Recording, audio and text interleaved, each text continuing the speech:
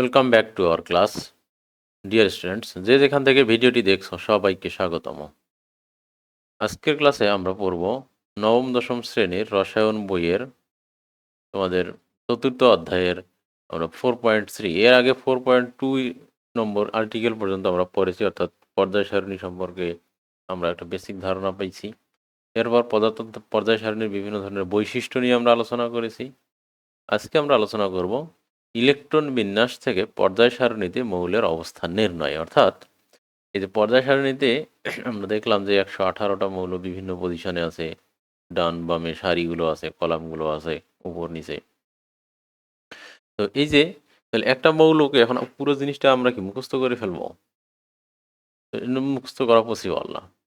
তাহলে এখানে দেখবা যে প্রতিটি ঘরের কি আছে, একটা পর্যায় নম্বর আছে এবং একটা গ্রুপ নম্বর আছে। একটা পর্যায় নম্বর এবং একটা গ্রুপ নম্বর দিয়ে একটা মৌলের পজিশন কি করা হয়, ফিক্সড করা হয়। যেমন উদাহরণ হিসেবে আমরা যদি সোডিয়ামের কথা বলি, তো সোডিয়ামের পজিশনটা কত, সারি হিসেবে সে 3 নম্বর সারিতে আছে। 3 নম্বর সারি, 1 নম্বর গ্রুপ। তাহলে এই যে সে কিন্তু এই পজিশনে আছে। তাহলে প্রতিটি মৌলের ক্ষেত্রে কি করতে পারবো আমরা, এরকম একটা তার পজিশন ফিক্সড করতে পারবো।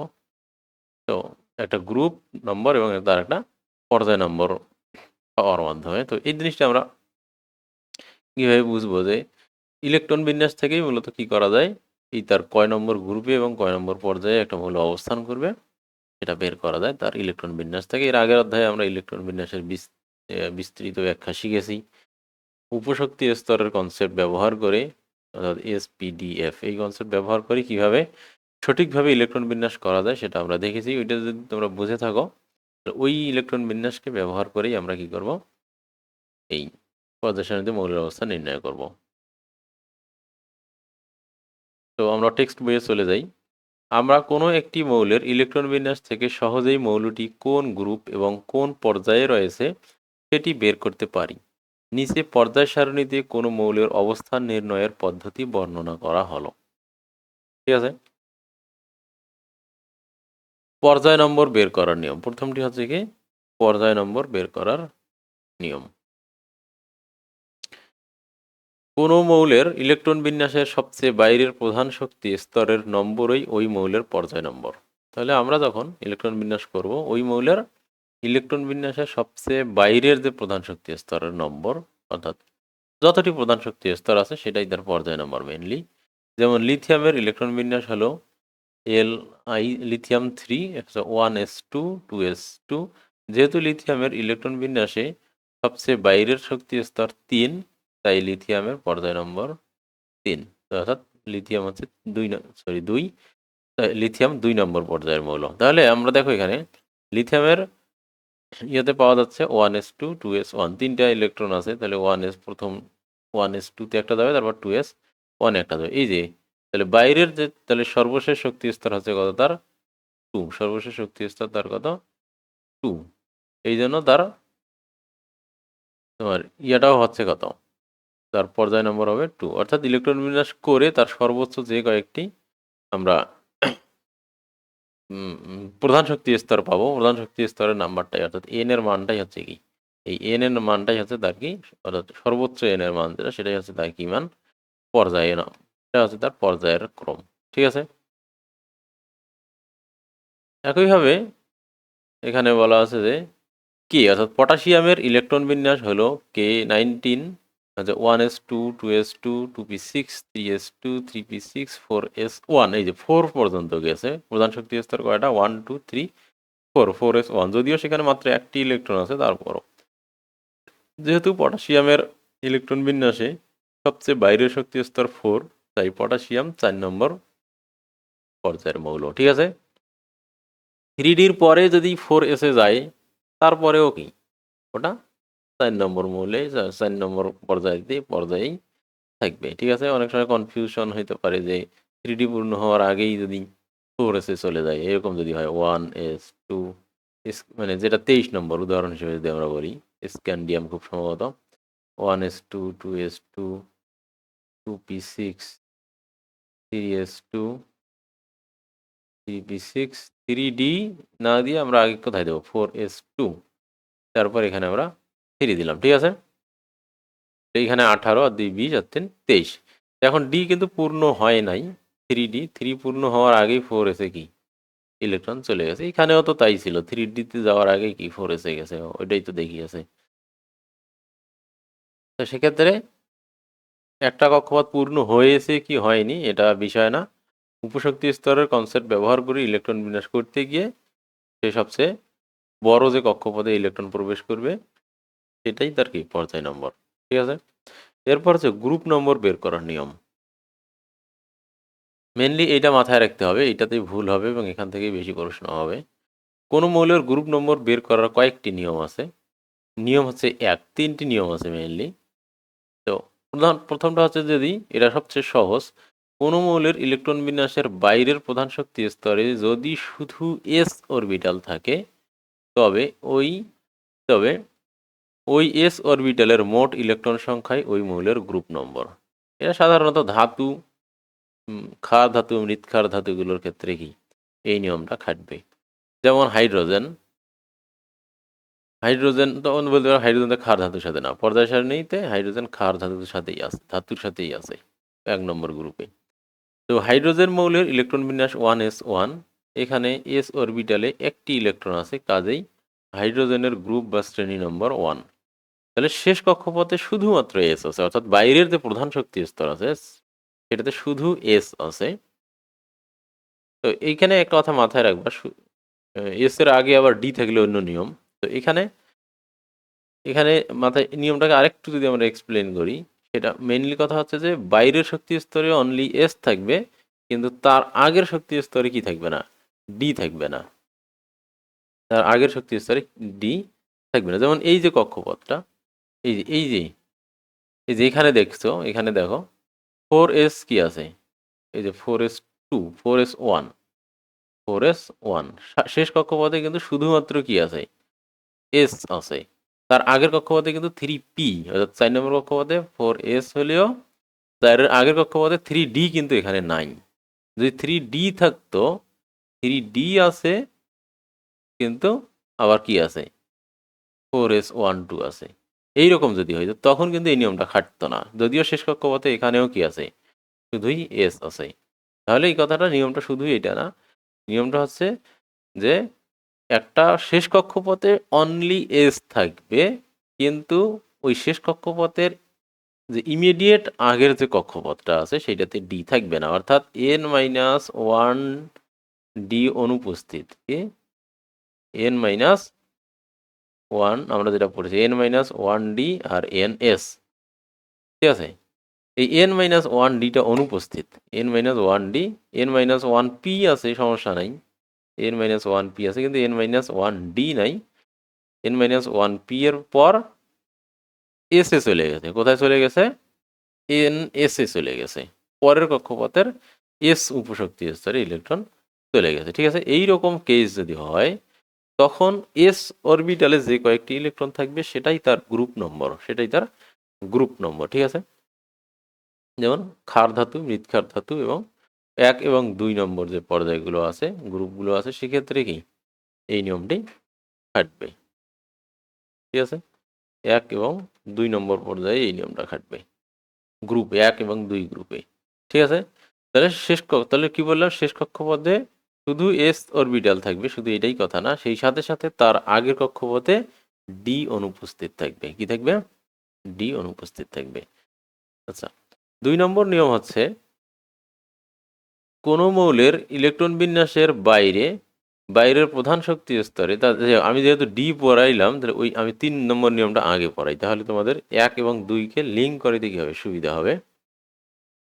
দেখো, কোনো মৌলের ইলেকট্রন বিন্যাসে সবচেয়ে বাইরের প্রধান শক্তি স্তরে যদি এস অরবিটাল থাকে এবং আগের এই যে এস এবং আগের প্রধান শক্তি স্তরে যদি ডি অরবিটাল থাকে, তবে এস ও ডি অরবিটালের ইলেকট্রন সংখ্যা যোগ করলেই তার গ্রুপ নম্বর পাওয়া যাবে।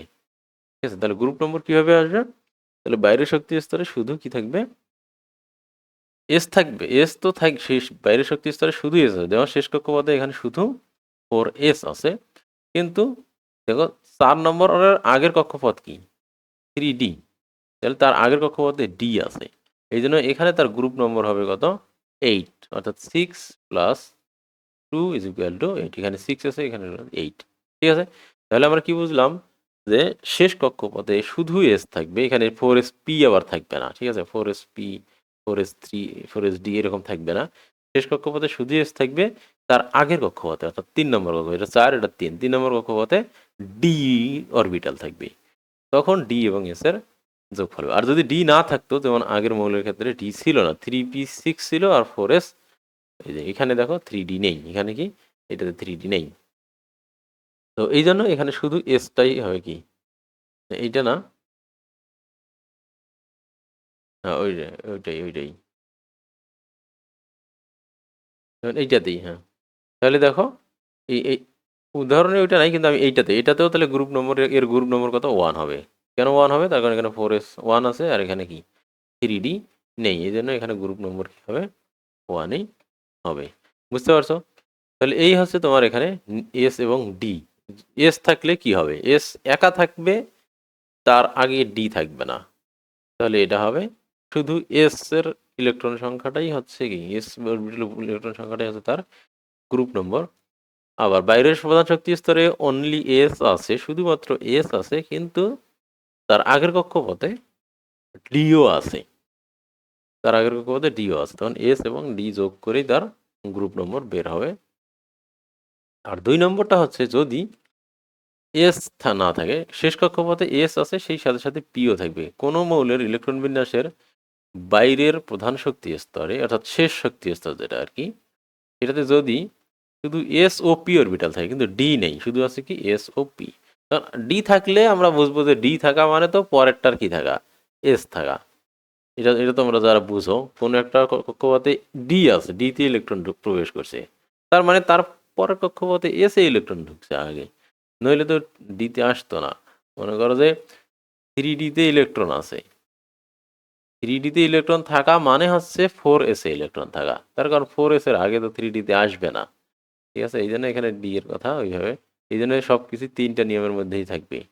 এস পরের কক্ষপথের এস ছাড়া আগের কক্ষপথে কখনো ডি থাকবে না, তাহলে সে শুধুমাত্র কি থাকবে, কিন্তু এসপি থাকতে পারবে।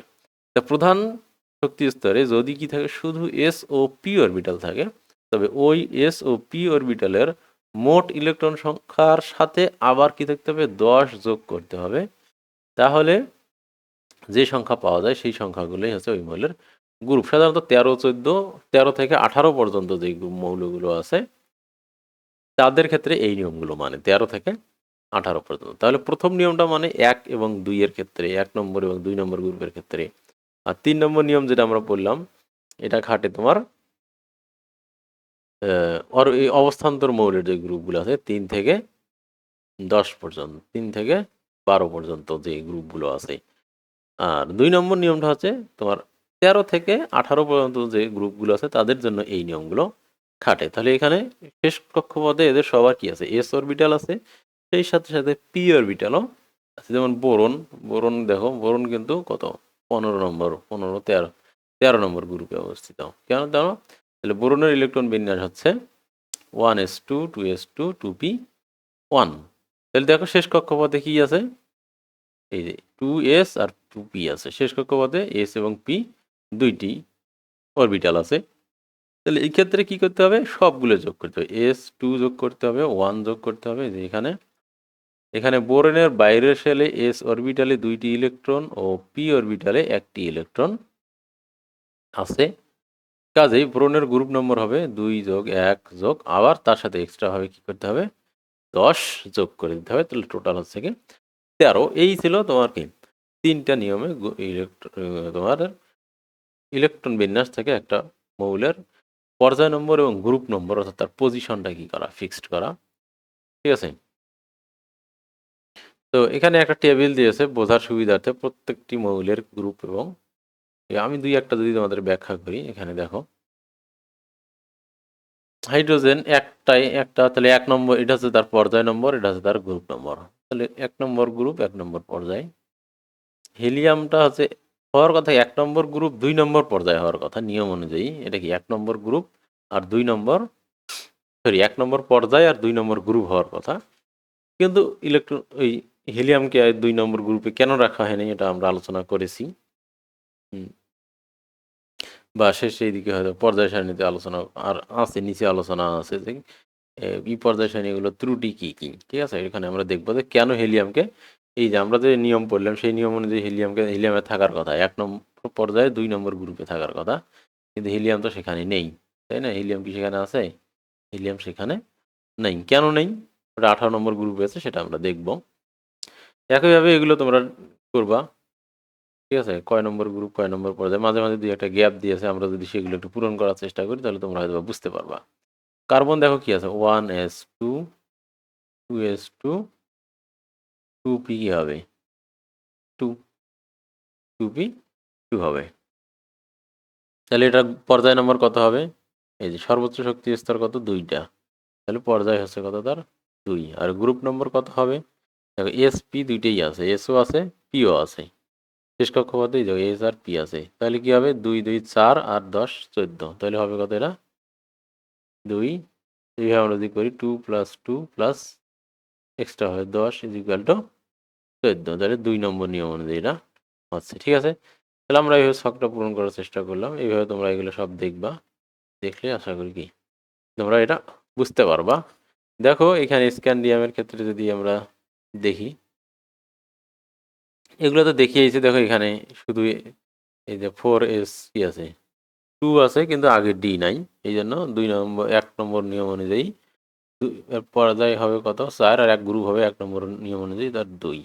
কিন্তু টাইটানিয়ামের ক্ষেত্রে দেখো এস তো আছে, S3 4s আছে, আর 4s এর ঠিক আগের অরবিটালে কি 3d আছে, 4 এর আগে 3d আছে, তাহলে কি হবে, আমরা 3 নম্বর নিয়ম অনুযায়ী পড়েছি, এস এবং ডি যোগ করলে সেটার গ্রুপ নম্বর পাওয়া যাবে, ঠিক আছে?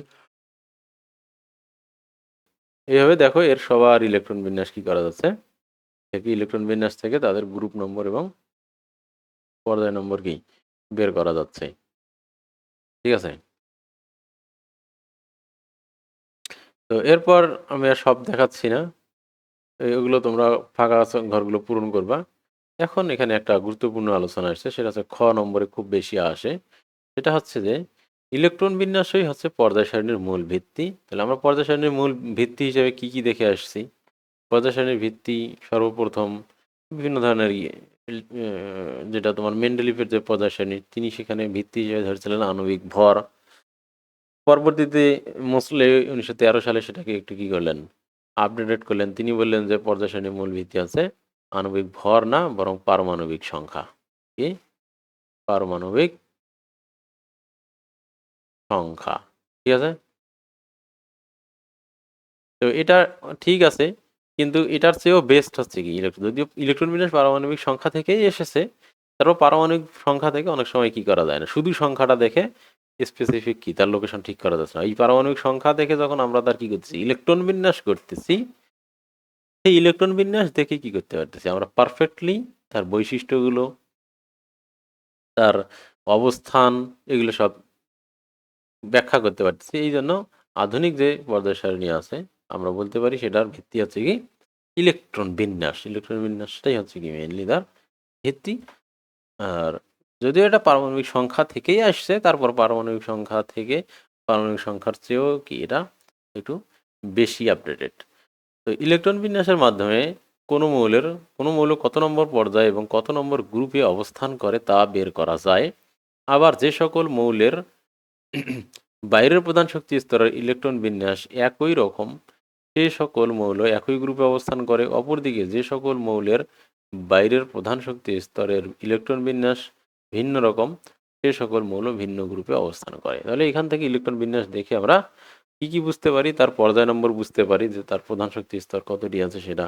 আবার প্রধান শক্তি স্তরের শেষ কক্ষপথে, শেষ স্তরে অর্থাৎ তার কক্ষপথগুলোর শেষ কক্ষপথে কতটি ইলেকট্রন আছে এবং তারা কিভাবে বিন্যস্ত আছে, এই যেটা আমরা দেখলাম এস আছে নাকি এস পি আছে। যদি আবার এস থাকে, এস কি একা আছে, এস এর আগে কি ডি আছে কি নাই। যদি শেষ কক্ষপথে এস থাকে তাহলে তার আগের কক্ষপথে ডি আছে কি নাই, এটার উপর নির্ভর করে আবার কি হয়, তাদের আমরা কি গ্রুপ নম্বরটাও বের করতে পারি, তার স্পেসিফিক লোকেশন বের করতে পারতেছি ইলেকট্রন বিন্যাসের মাধ্যমে। তাহলে ইলেকট্রন বিন্যাসটাই পর্যায় সারণীর কি মূল ভিত্তি হিসেবে কাজ করতেছে, ঠিক আছে? এখানে এগুলো দিয়েছে, দেখে নিবে, এগুলো ইলেকট্রন বিন্যাস তোমরা জানো। তো যে সকল মৌলের ইলেকট্রন বিন্যাসে বাইরের শক্তি স্তরে মোট ইলেকট্রন সংখ্যা একটি, সে সকল মৌল সাধারণত ইলেকট্রন দান করে ধনাত্মক আয়নে পরিণত হওয়ার প্রবণতা দেখায়। আবার এখানে শুধুমাত্র যে লোকেশন ফিক্স করা যায় তাই না, ইলেকট্রন বিন্যাস থেকে তাদের যে ধর্মগুলো আছে, রাসায়নিক ধর্ম, ভৌত ধর্ম, তড়িৎ ঋণাত্মকতা, এই জিনিসগুলো কি করে রাসায়নিক এবং ভৌত ধর্মগুলো ব্যাখ্যা করা যায়। যেমন শেষ কক্ষপথে যদি একটা ইলেকট্রন থাকে, তারা সাধারণত ওই শেষ কক্ষপথের একটা ইলেকট্রন এনিহাও কি দান করার চেষ্টা করে, অর্থাৎ তারা ধনাত্মক আয়নে পরিণত হওয়ার চেষ্টা করে, অর্থাৎ তারা ধনাত্মক মৌল। যেমন সোডিয়ামের বাইরের শক্তি স্তরে একটি ইলেকট্রন আছে, তাই সোডিয়াম ওই একটি ইলেকট্রন ত্যাগ করে ধনাত্মক আয়নে পরিণত হয়। যেমন সোডিয়াম এটা ছিল শেষ কক্ষপথে 3s1 ছিল, সে এটাকে কি করে আউট করে দিয়ে 2p6 পর্যন্ত হয়ে যায়। ঠিক আছে, তার একটা কক্ষপথ সে কি করে দেয়, গায়েব করে দেয়। একটা কক্ষপথ সে তার একটা কক্ষপথ থাকে না, দুইটা কক্ষপথ হয়ে যায়।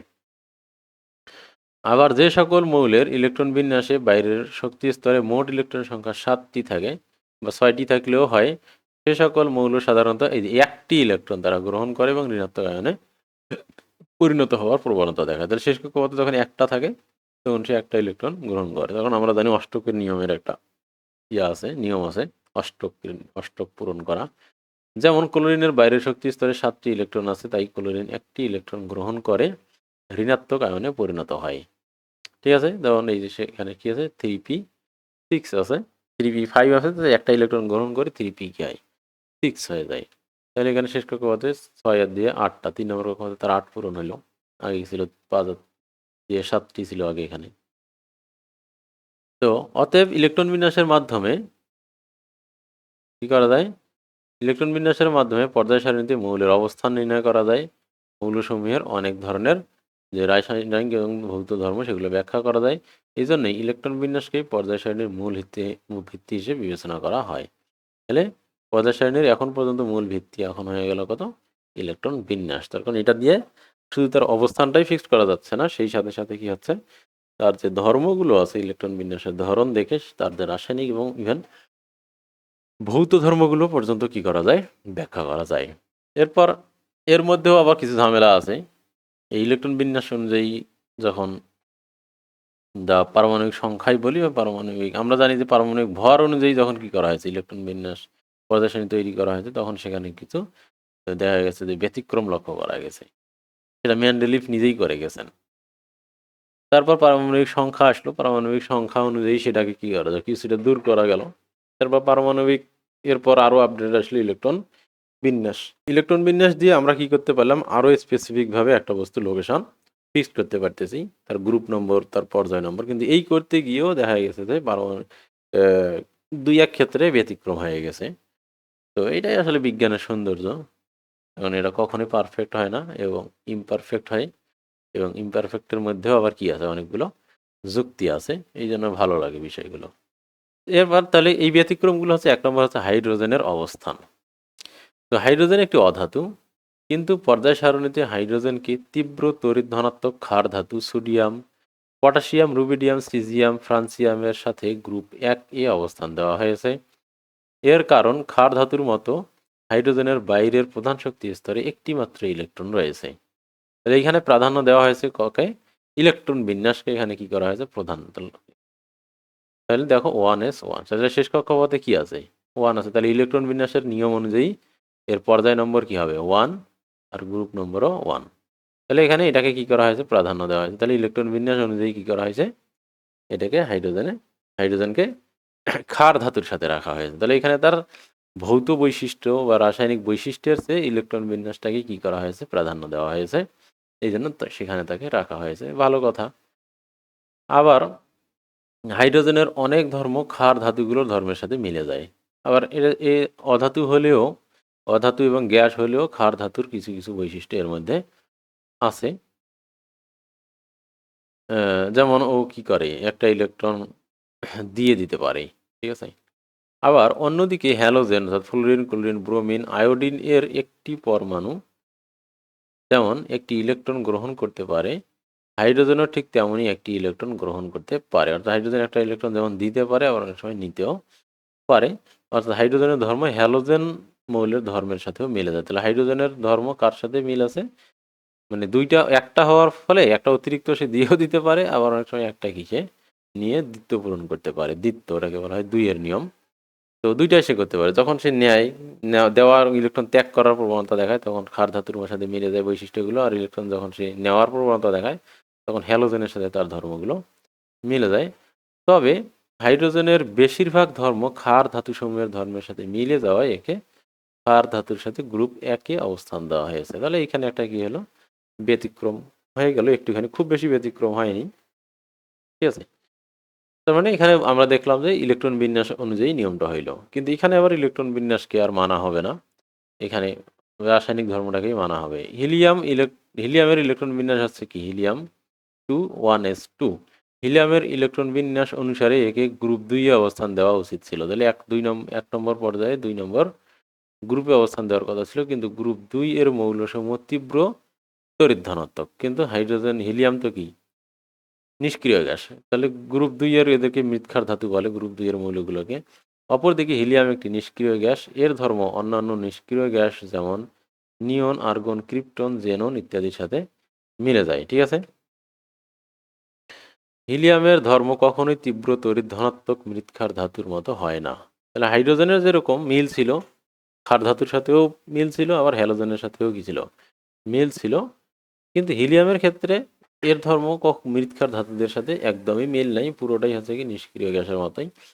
তাই হিলিয়ামকে নিষ্ক্রিয় গ্যাস সমূহের সাথে গ্রুপ 18-তে অবস্থান দেওয়া হয়েছে। তাহলে এখানে একটা কি হয়ে গেল, ইলেকট্রন বিন্যাসের যে নিয়ম, ইলেকট্রন বিন্যাসের নিয়ম অনুযায়ী যে তোমার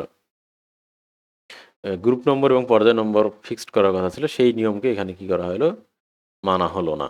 হাইড্রোজেনের ক্ষেত্রে মানা হলেও হিলিয়ামের ক্ষেত্রে মানা হলো না। হিলিয়ামের ক্ষেত্রে ওই নিয়ম মানতে গিয়ে সে অধাতু হওয়া সত্ত্বেও ধাতুর সাথে থাকলো, আর হিলিয়াম আবার তার নিয়মটা না মেনেই বরং তার কি সেম বৈশিষ্ট্য সম্পন্ন মৌলগুলোর সাথে গেল। তবে এইখানে আর একটা জিনিস লক্ষণীয়, হিলিয়াম একটা জিনিস মেনেছে, সেটা হচ্ছে শেষ কক্ষপথের পূর্ণতা। শেষ কক্ষপথের কি পূর্ণতা। হিলিয়ামের কিন্তু শেষ কক্ষপথে দুইটাই ইলেকট্রন ধরে, দুইটাই আছে। দেখবে 18 নম্বর গ্রুপে যে মৌলগুলো আছে তাদের মধ্যে একটা কমন বৈশিষ্ট্য আছে, সেটা হচ্ছে শেষ কক্ষপথের পূর্ণতা, অর্থাৎ শেষ কক্ষপথ তাদের পূর্ণ থাকে। দুইটা হলে দুই দুই যদি একটা কক্ষপথ থাকে তাহলে সেখানে দুইটা ইলেকট্রন থাকতে পারে, দুইটাই আছে।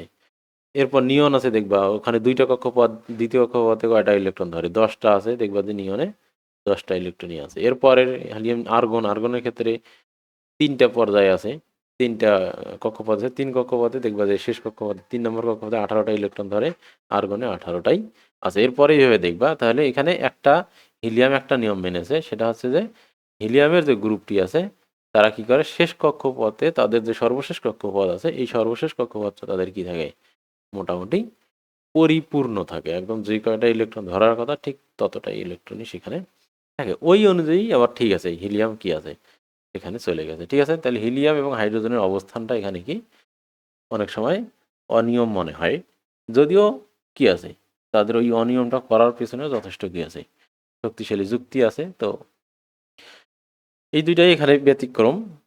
তারপরেও আয়োডিন এবং টেলুরিয়াম, পটাশিয়াম এবং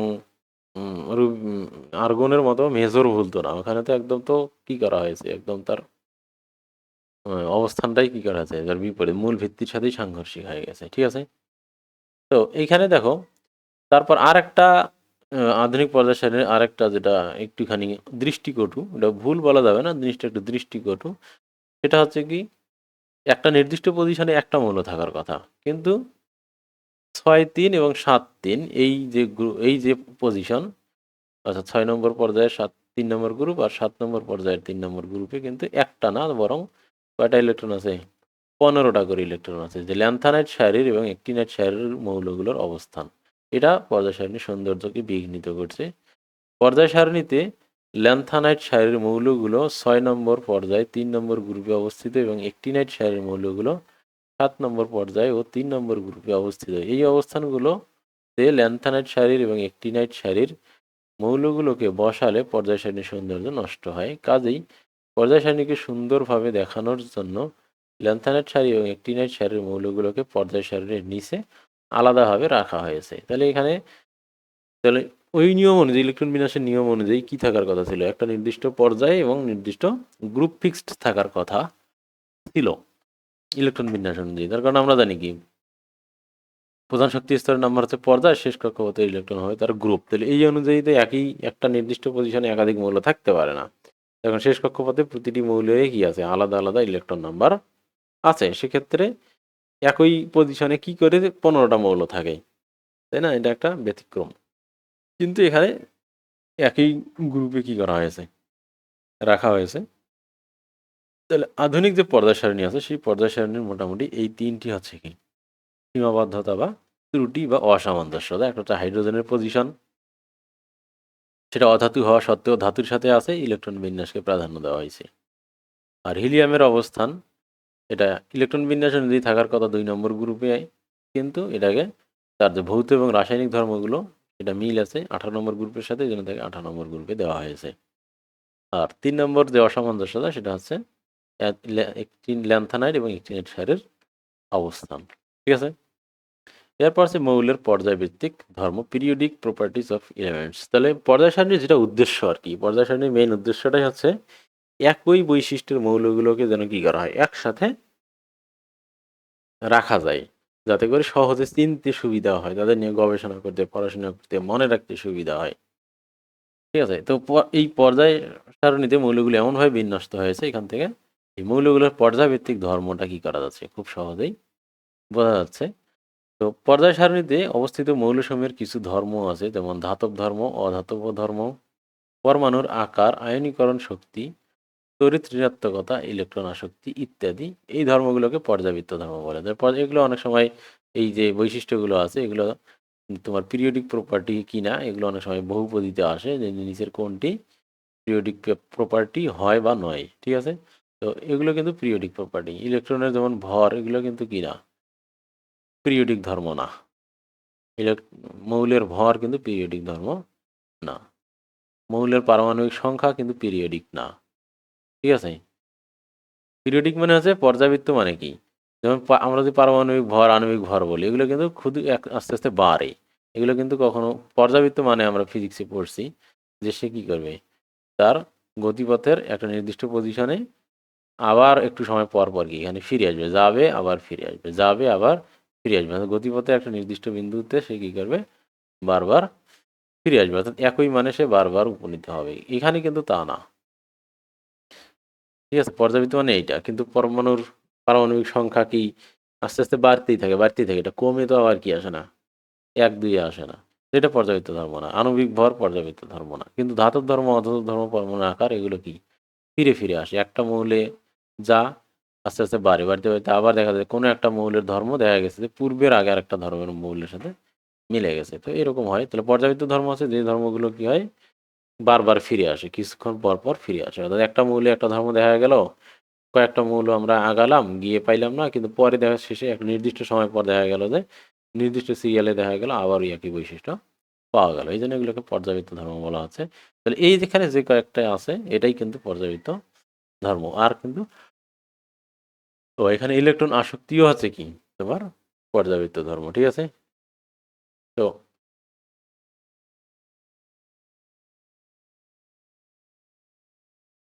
তো এই যে পর্যাবৃত্ত ধর্ম, এই পর্যাবৃত্ত ধর্মগুলো অবশ্যই কি থাকতে হবে, মাথায় রাখতে হবে, এগুলো পরীক্ষায় আসে। তো এখন আমরা দেখব যে একটা পর্যায় সারণীতে কিভাবে পর্যায়ভিত্তিক ধর্মগুলো আবর্তিত হচ্ছে। তো এইটা বোঝার জন্য আমরা সবার আগে পরমাণুর আকার বা ব্যাসার্ধটা বুঝবো।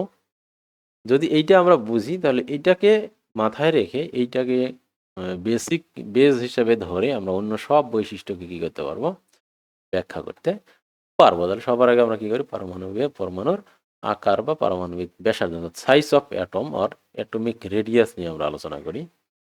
যে পরমাণুর আকার তথা পারমাণবিক ব্যাসার্ধ একটি পর্যায়ভিত্তিক ধর্ম। যে কোনো একটি পর্যায়ের যতই বাম দিক থেকে ডান দিকে যাওয়া যায়, পরমাণুর আকার বা পারমাণবিক ব্যাসার্ধ তত কমতে থাকে, এবং যে কোনো একটি গ্রুপের যতই উপর থেকে নিচের দিকে যাওয়া যায়, পরমাণুর আকার বা পারমাণবিক ব্যাসার্ধ তত বাড়তে থাকে। তাহলে আমরা কি দেখলাম, যত বাম থেকে ডান দিকে যাব আমরা, এই দিকে যত যাব আমরা, তত কি হবে, পরমাণুর আকারটা কি হবে, কমতে থাকবে। আর যত আমরা কি হবো উপর থেকে নিচে যাব, উপর থেকে নিচের দিকে নামবো, তত পরমাণুর আকার কি থাকতে হবে, আস্তে আস্তে বাড়তে থাকবে, আস্তে আস্তে বাড়তে থাকবে। তো এর ব্যাখ্যা আমরা দেখি। একই পর্যায়ের বাম থেকে ডান দিকে যাওয়া যায়, পারমাণবিক সংখ্যা তত বাড়তে থাকে।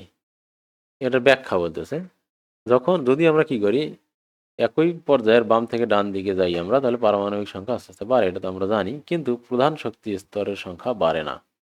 পারমাণবিক সংখ্যা বাড়লে নিউক্লিয়াসে প্রোটন সংখ্যা বৃদ্ধি পায় এবং বাইরে ইলেকট্রন সংখ্যাও বৃদ্ধি পায়। নিউক্লিয়াসের অধিক প্রোটন সংখ্যা এবং নিউক্লিয়াসের বাইরের অধিক ইলেকট্রন সংখ্যার মধ্যে আকর্ষণ বেশি হয়, ফলে ইলেকট্রনগুলোর শক্তি স্তর নিউক্লিয়াসের কাছে চলে আসে, ফলে পরমাণুর আকার ছোট হয়। ঠিক আছে।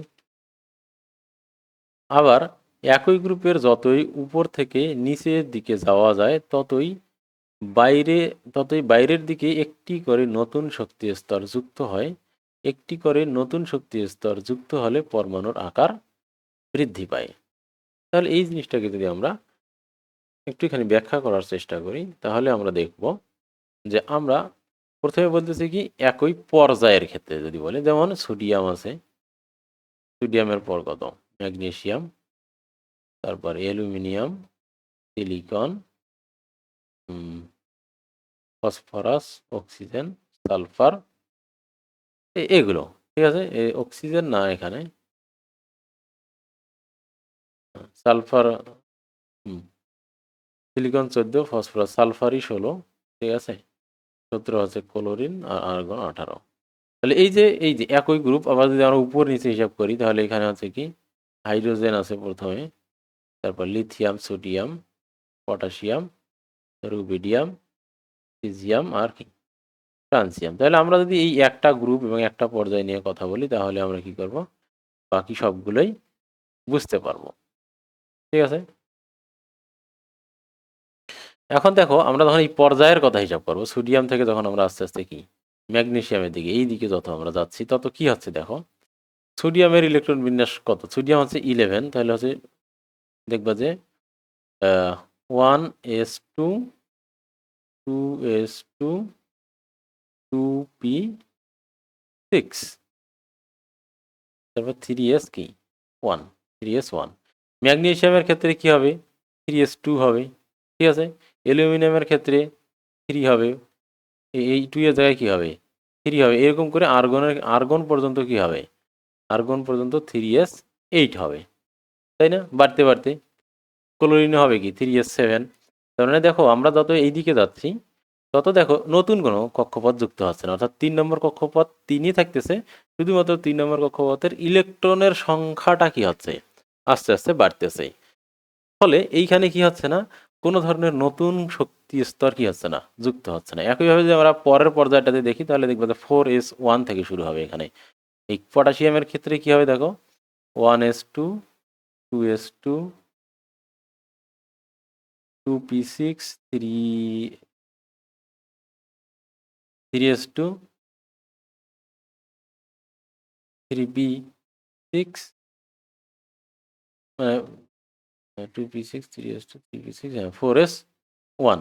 তাহলে এরপর এই রুবিডিয়াম, পটাশিয়াম, পটাশিয়ামের পর যেগুলো আছে, পটাশিয়াম, ক্যালসিয়াম, তারপর এগুলো যদি আমরা সামনের দিকে যাই, ওদের দেখবে এইভাবে এস, এর ইলেকট্রন, প্রথমে s1 আছে, তাহলে s1 থেকে s2 হবে, s2 এর পর তো হয় না, তারপর 3d কি হবে, 1 হবে, 2 হবে, 3 হবে, 4 হবে, 5 হবে, 6 হবে, এরকম 3d 10 পর্যন্ত হবে, তারপর কি 4s, এরকম করে বাড়তে থাকবে। তাহলে দেখো, কিন্তু যেটাই হোক না কেন, দেখো কক্ষপথ কিন্তু 4টাই থাকবে, পরিবর্তন হচ্ছে না। তাহলে যতক্ষণ সে এই তৃতীয় পর্যায়ে থাকবে, ততক্ষণ পর্যন্ত তার কক্ষপথ কি হবে না, 4টি হবে, কক্ষপথ পরিবর্তন হবে না। ঠিক আছে, কক্ষপথ পরিবর্তন হবে না, 4টাই থাকবে। তাহলে এখানে আমরা দেখলাম, তাহলে একই পর্যায়ে দেখলাম আমরা কক্ষপথ কি থাকতেছে, তিনটাই কক্ষপথ থাকতেছে। কিন্তু হচ্ছেটা কি দেখো, যখন সোডিয়াম ছিল, তখন সোডিয়ামের, আমি জাস্ট নর্মাল বাইরে 11টা কি ছিল, প্রোটন ছিল, আর বাইরে কি ছিল, 11টা ইলেকট্রন। এর মাঝখানে আমরা পটাশিয়াম নেই উদাহরণ হিসাবে। পটাশিয়ামের ক্ষেত্রে কি হবে, এখানে 15টা প্রোটন থাকবে ভিতরে, আর বাইরে ইলেকট্রন থাকবে কত, 15টা। ঠিক আছে। আবার আর্গনের ক্ষেত্রে যদি আমরা নেই, এখানে 18টা প্রোটন থাকবে, আর মানে সবার কিন্তু ৩টাই কক্ষপথ। আমি একটা জাস্ট একে বোঝানোর জন্য আঁকতেছি। এখানে কি থাকবে 18টা ইলেকট্রন থাকবে। তাহলে এখন দেখো ৩টা কক্ষপথই আছে। কিন্তু কিন্তু দেখো কক্ষপথগুলোতে কি হচ্ছে? ইলেকট্রনের সংখ্যা বেড়ে যাচ্ছে। এখানে শেষ কক্ষপথে ইলেকট্রন মাত্র একটা। একটা না? ১১টার মধ্যে আমরা তো জানি শেষ কক্ষপথে সোডিয়ামের ক্ষেত্রে ইলেকট্রন সংখ্যা থাকবে কয়টা? মাত্র একটা ইলেকট্রন থাকবে। ঠিক আছে? ১১টা না লিখে আমি একটা লিখি। তাহলে বুঝতে সুবিধা হবে। শেষ কক্ষপথেটাই শুধু একই। এখানে শেষ কক্ষপথে শুধু একটা। আর ফসফরাসের ক্ষেত্রে শেষ কক্ষপথে থাকবে কয়টা? ৫টা থাকবে। আর আর্গনের জন্য শেষ কক্ষপথে থাকবে কয়টা? আর্গনের জন্য শেষ কক্ষপথে থাকবে ৮টা থাকবে। ৮টা ইলেকট্রন। তাহলে দেখো একই নম্বরে ৩ নম্বর পজিশনে ৩ নম্বর কক্ষপথে এখানে একটা ইলেকট্রন। তাহলে এখানে কি? প্রোটন ১১টা, ইলেকট্রন একটা। আকর্ষণ যা হবে এখানে প্রোটন ১৫টা, ইলেকট্রন ৫টা। তার মানে প্রোটনও বেড়ে গেছে, ইলেকট্রনও বেড়ে গেছে। তাহলে আকর্ষণ বেশি হবে না? আর এখানে প্রোটন 18টা, ইলেকট্রন কয়টা? 8টা। তাহলে এখানেও প্রোটন বেড়ে গেছে, ইলেকট্রনও বেড়ে গেছে। তাহলে শেষ কক্ষপথের ইলেকট্রনগুলোও বাড়তেছে আর মাঝখানে প্রোটন সংখ্যাও বাড়তেছে। ফলে তাদের মধ্যে আকর্ষণটা কি হচ্ছে? বেশি হচ্ছে। তাহলে ৩ নম্বর কক্ষপথটা কি হবে? আস্তে আস্তে কেন্দ্রের দিকে চলে আসবে না? অবশ্যই চলে আসবে। তার মানে কক্ষপথ বাড়লো না, কিন্তু কক্ষপথের মধ্যকার কক্ষপথ এবং কেন্দ্রের মধ্যবর্তী আকর্ষণটা কি হলো? বেড়ে গেল। তাহলে কি হবে? এটা ছোট হয়ে যাবে। তাহলে কি হবে? এটা আস্তে আস্তে ছোট হয়ে যাবে। তাহলে এইখান থেকে আমরা দেখলাম যে একই পর্যায়ে যত বাম থেকে ডান দিকে যাব আমরা, সেটা কি হবে? ছোট হবে। কেন ছোট হবে? তখন এখানে কোনো নতুন নতুন কি যুক্ত হয় না? শক্তি স্তর যুক্ত হয় না, কিন্তু শেষ শক্তি স্তরে নতুন নতুন ইলেকট্রন যুক্ত হওয়ার ফলে কেন্দ্রের সাথে তার আকর্ষণ বেড়ে যায়। ফলে কি হয়? এরা কেন্দ্রের কাছাকাছি চলে যায় এবং তাদের তোমার হয়, আকারটা ছোট হয়। কিন্তু পর্যায়ের ক্ষেত্রে দেখো, একটা পর্যায়ের ক্ষেত্রে যত নিচে নামবে নতুন নতুন শক্তি স্তর যুক্ত হচ্ছে। হাইড্রোজেনের জন্য কি দেখো 1s1, লিথিয়ামের জন্য দেখো 1s2, 2s1, সোডিয়ামের ক্ষেত্রে দেখো 1s2, 2s2, 2p6, 3s1। তাহলে এইখানে দেখো, তাই না? তাহলে এখানে তো কি আছে? গ্রুপের যত গ্রুপ আমরা তো জানি গ্রুপ নম্বরটা, পর্যায় নম্বর আছে তার কি? সে প্রধান শক্তি স্তরের সংখ্যা। তাহলে যত আমরা গ্রুপের নিচে যাব একটা করে পর্যায়ে বাড়বে। গ্রুপ 1 তো কি? এটা হচ্ছে কি ১ নম্বর পর্যায়, ২ নম্বর পর্যায়, ৩ নম্বর পর্যায়, ৪ নম্বর। তাহলে দেখো একটা গ্রুপে যত উপর থেকে আমরা নিচে যাচ্ছি তার পর্যায় নম্বরগুলো কি বাড়তেছে, অর্থাৎ তার একটা কি হচ্ছে? কক্ষপথই বৃদ্ধি পেয়ে যাচ্ছে। একটা কক্ষপথই তার কি হয়ে যাচ্ছে? বৃদ্ধি পেয়ে যাচ্ছে। তার মানে তার আকার কি? এই দিক থেকে যত নিচে যাবে তত আকার বাড়বে, আর এই দিকে আর আকার কি? যত এই দিকে আসবে তত কি বাড়বে, ওই দিকে কমবে। তাহলে আকার কি? আকারটা যদি আমরা দেখি তাহলে এই দিকে বাড়বে আর এই দিকে বাড়বে। তাহলে আমরা বুঝে গেলাম। তাহলে দেখো আমরা যত কি করব, বাম থেকে ডানে যাব, আকার কি হবে? সব ছোট হবে, আকার ছোট হবে। আর যত উপর থেকে নিচে আসবো তত কি হবে? আকার বাড়বে। তার মানে বোঝা যাচ্ছে এই মৌলটা কি হবে? সবচেয়ে বড় হবে। কেন? সবার নিচে আছে এবং সবার কি আছে? বামে আছে। তাহলে সবার নিচে, অর্থাৎ বাম দিকে আকার বড়, নিচে আকার বড়। তাহলে এর পজিশন বামে এবং নিচে। ঠিক আছে? আর বাম আর ডান দিকে আকার ছোট এবং উপরে আকার ছোট। তাহলে এ কি? সবার বামে এবং সবার উপরে। তাহলে এই পজিশন, তাহলে এই হচ্ছে সবচেয়ে ছোট। তাহলে আমরা বলতে পারি যে মৌলসমূহের মধ্যে সবচেয়ে ছোট মৌল আছে কি? হেলিয়াম। আর মৌলসমূহের মধ্যে সবচেয়ে ছোট সবচেয়ে বড় মৌল হবে কি? ফ্রান্সিয়াম। কি? ফ্রান্সিয়াম। ফ্রান্সিয়ামের পারমাণবিক আকার হবে কি? সবচেয়ে বড়। ঠিক আছে? এখানে ফ্রান্সিয়াম আছে আর ওই জায়গায় আছে কি? হিলিয়াম। ঠিক আছে? মনে থাকবে। তাহলে এখানে এই জায়গায় সিজিয়াম, আমরা জানি লিথিয়াম, হাইড্রোজেন, লিথিয়াম, পটাশিয়াম, তারপর কি রুবিডিয়াম, সিজিয়াম, ফ্রান্সিয়াম, এরকম আছে। তাহলে ফ্রান্সিয়াম হবে সবচেয়ে বড়। আর এইদিকে হবে কি তোমার? এখানে হিলিয়াম আছে। যদিও এখানে মাঝখানে হাইড্রোজেনের পর এই জায়গাগুলো নাই, হিলিয়াম আছে। বাট এটা বোঝানোর জন্য, এখানে কি এটা বোঝানোর জন্য ওরা এঁকেছে যে এই দিকের গুলো, এই পজিশনটা সবচেয়ে ছোট হবে, এই পজিশনটা সবচেয়ে বড় হবে। সেই অনুযায়ী এখানে হিলিয়াম আছে বলা যেতে পারে, আর এখানে ফ্রান্সিয়াম আছে। ঠিক আছে? তো এইটা হলো তোমাদের কি উপর থেকে এই যে একটা মৌলের আকার কিভাবে পরিবর্তন হচ্ছে, তাহলে সেটা আমরা বুঝলাম। একই গ্রুপের উপর থেকে নিচের দিকে গেলে নিউক্লিয়াসের প্রোটন সংখ্যা এবং বাইরের কক্ষপথের ইলেকট্রন সংখ্যা বৃদ্ধির জন্য আকর্ষণ বৃদ্ধি হয়ে পরমাণুর আকার যতটুকু হ্রাস পায়, নতুন একটি শক্তি স্তর যোগ হওয়ার কারণে তার চেয়ে পরমাণুর আকার অনেক বেশি বৃদ্ধি পায়। তাহলে এখানেও কিন্তু কি হচ্ছে, ইলেকট্রন সংখ্যা বাড়তেছে, ভালো কথা, কিন্তু এখানে তো নতুন নতুন কি হচ্ছে, কক্ষপথ যুক্ত হচ্ছে। নতুন কক্ষপথ যুক্ত হলে ওর সাথে তো আর কি ইলেকট্রনের আকর্ষণ কি হবে না, পারবে না। যে কারণে উপরের মৌলের চেয়ে নিচের মৌলের আকার কি হয়, স্বাভাবিকভাবেই বড় হয়। তাহলে এই জিনিসটা যদি আমরা বুঝতে পারি, তাহলে এইটাকে মাথায় রেখে অন্য অন্য যে বৈশিষ্ট্যগুলো আছে এই বৈশিষ্ট্যগুলো কি করতে পারবো, আমরা ব্যাখ্যা করতে পারবো বা মনে রাখতে পারবো। এখন দেখো আমরা তাহলে অন্য বৈশিষ্ট্যগুলো এখন আস্তে আস্তে পড়ি। প্রথমটাকে বলা হচ্ছে যে, প্রথমটা হচ্ছে তোমার ধাতব ধর্ম অর্থাৎ মেটালিক প্রপার্টিস। তো যে সকল মৌল চকচকে আঘাত করলে ধাতব শব্দ করে এবং তাপ ও বিদ্যুৎ পরিবাহী তাদেরকে ধাতু বলে। এরা সাধারণত ধনাত্মক বৈশিষ্ট্য সম্পন্ন হয়। তো আধুনিক সংজ্ঞা অনুযায়ী যে সকল মৌল এক বা একাধিক ইলেকট্রন ত্যাগ করে ধনাত্মক আয়নে পরিণত হয় তাদেরকে ধাতু বলে। তাহলে আধুনিক সংজ্ঞা অনুযায়ী ধাতুকে যারা কি করে, ইলেকট্রন ত্যাগ করতে পারে, সহজ কথায় যারা কি করতে পারে, এক বা একাধিক ইলেকট্রন ত্যাগ করে ধনাত্মক আয়নে পরিণত হয়, তারাই হচ্ছে কি ধাতু। ঠিক আছে, তাহলে ধাতু হচ্ছে ইলেকট্রন ত্যাগ করতে হবে একটা বা দুইটা। ধাতুর ইলেকট্রন ত্যাগের এই ধর্মকে ধাতব ধর্ম বলে। তাহলে ধাতব ধর্ম কি জিনিস, ইলেকট্রন ত্যাগ করার ধর্মটাকে বলা যায় ধাতব ধর্ম। যে মৌলের পরমাণু যত সহজে ইলেকট্রন ত্যাগ করতে পারবে সেই মৌলের অধাতব ধর্ম তত বেশি হবে। লিথিয়াম একটি অধাতু, কারণ লিথিয়ামের একটি ইলেকট্রন আছে, সেটা সহজে ত্যাগ করতে পারে। পর্যায় সারণীতে যে কোনো পর্যায়ের বাম থেকে ডানে গেলে ধাতব ধর্ম হ্রাস পায় এবং উপর থেকে নিচে নামলে ধাতব ধর্ম বাড়ে।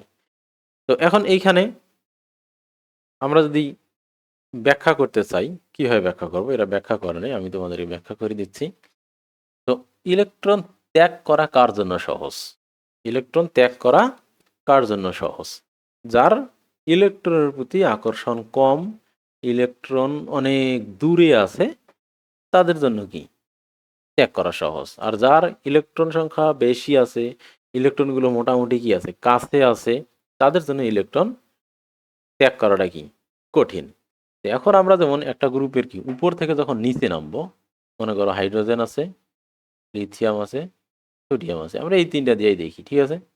তাহলে এখানে কি হবে দেখো, হাইড্রোজেনের একটা কক্ষপথে একটা ইলেকট্রন আছে, এর লিথিয়ামের ক্ষেত্রে এখানে দুইটা, আর শেষ এই পরের কক্ষপথে একটা আছে, আর সোডিয়ামের কি আছে 1s2 2s2 3s1।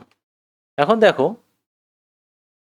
যত আমরা নিচে নামবো তত একটা করে শক্তি স্তর কি বাড়তেই থাকবে, এবং শেষ কক্ষপথের ইলেকট্রনটা নিউক্লিয়াস থেকে কি হবে দেখো দূরে, এখানে নিউক্লিয়াসের কাছেই আছে প্রথম শক্তি স্তরেই, আর এখানে যেহেতু কি তৃতীয় শক্তি স্তরে, এই ইলেকট্রনটা কোথায় চলে গেছে, তৃতীয় শক্তি স্তরে, অর্থাৎ নিউক্লিয়াস থেকে সেটা অনেক দূরে গেছে। তো নিউক্লিয়াস থেকে অনেক দূরে গেলে এটা ত্যাগ করা ইজি হবে না, ডেফিনেটলি এটা ত্যাগ করা ইজি হবে। তাহলে পরের যেটা আছে সোডিয়ামের পর যেটা আছে পটাশিয়াম, পটাশিয়ামে তো কি হবে 4s1 একটা ইলেকট্রন আছে, তাই না, পটাশিয়ামে 4s1 একটা ইলেকট্রন আছে, তাহলে এটা চতুর্থ কক্ষপথে মাত্র একটা ইলেকট্রন আছে, এটা নিউক্লিয়াস থেকে আরো দূরে, তাহলে এই ইলেকট্রন ত্যাগ করা কি হবে তার আরো সহজ। অর্থাৎ আমরা যখন একটা গ্রুপের উপর থেকে নিচের দিকে নামবো, ওই যে পরমাণুর আকার বৃদ্ধি পাবে, অর্থাৎ শেষ কক্ষপথে ইলেকট্রনটা নিউক্লিয়াস থেকে কি অনেক দূরে চলে যাবে, পরে ইলেকট্রনটা ত্যাগ করা তার জন্য কি হবে ইজি হবে।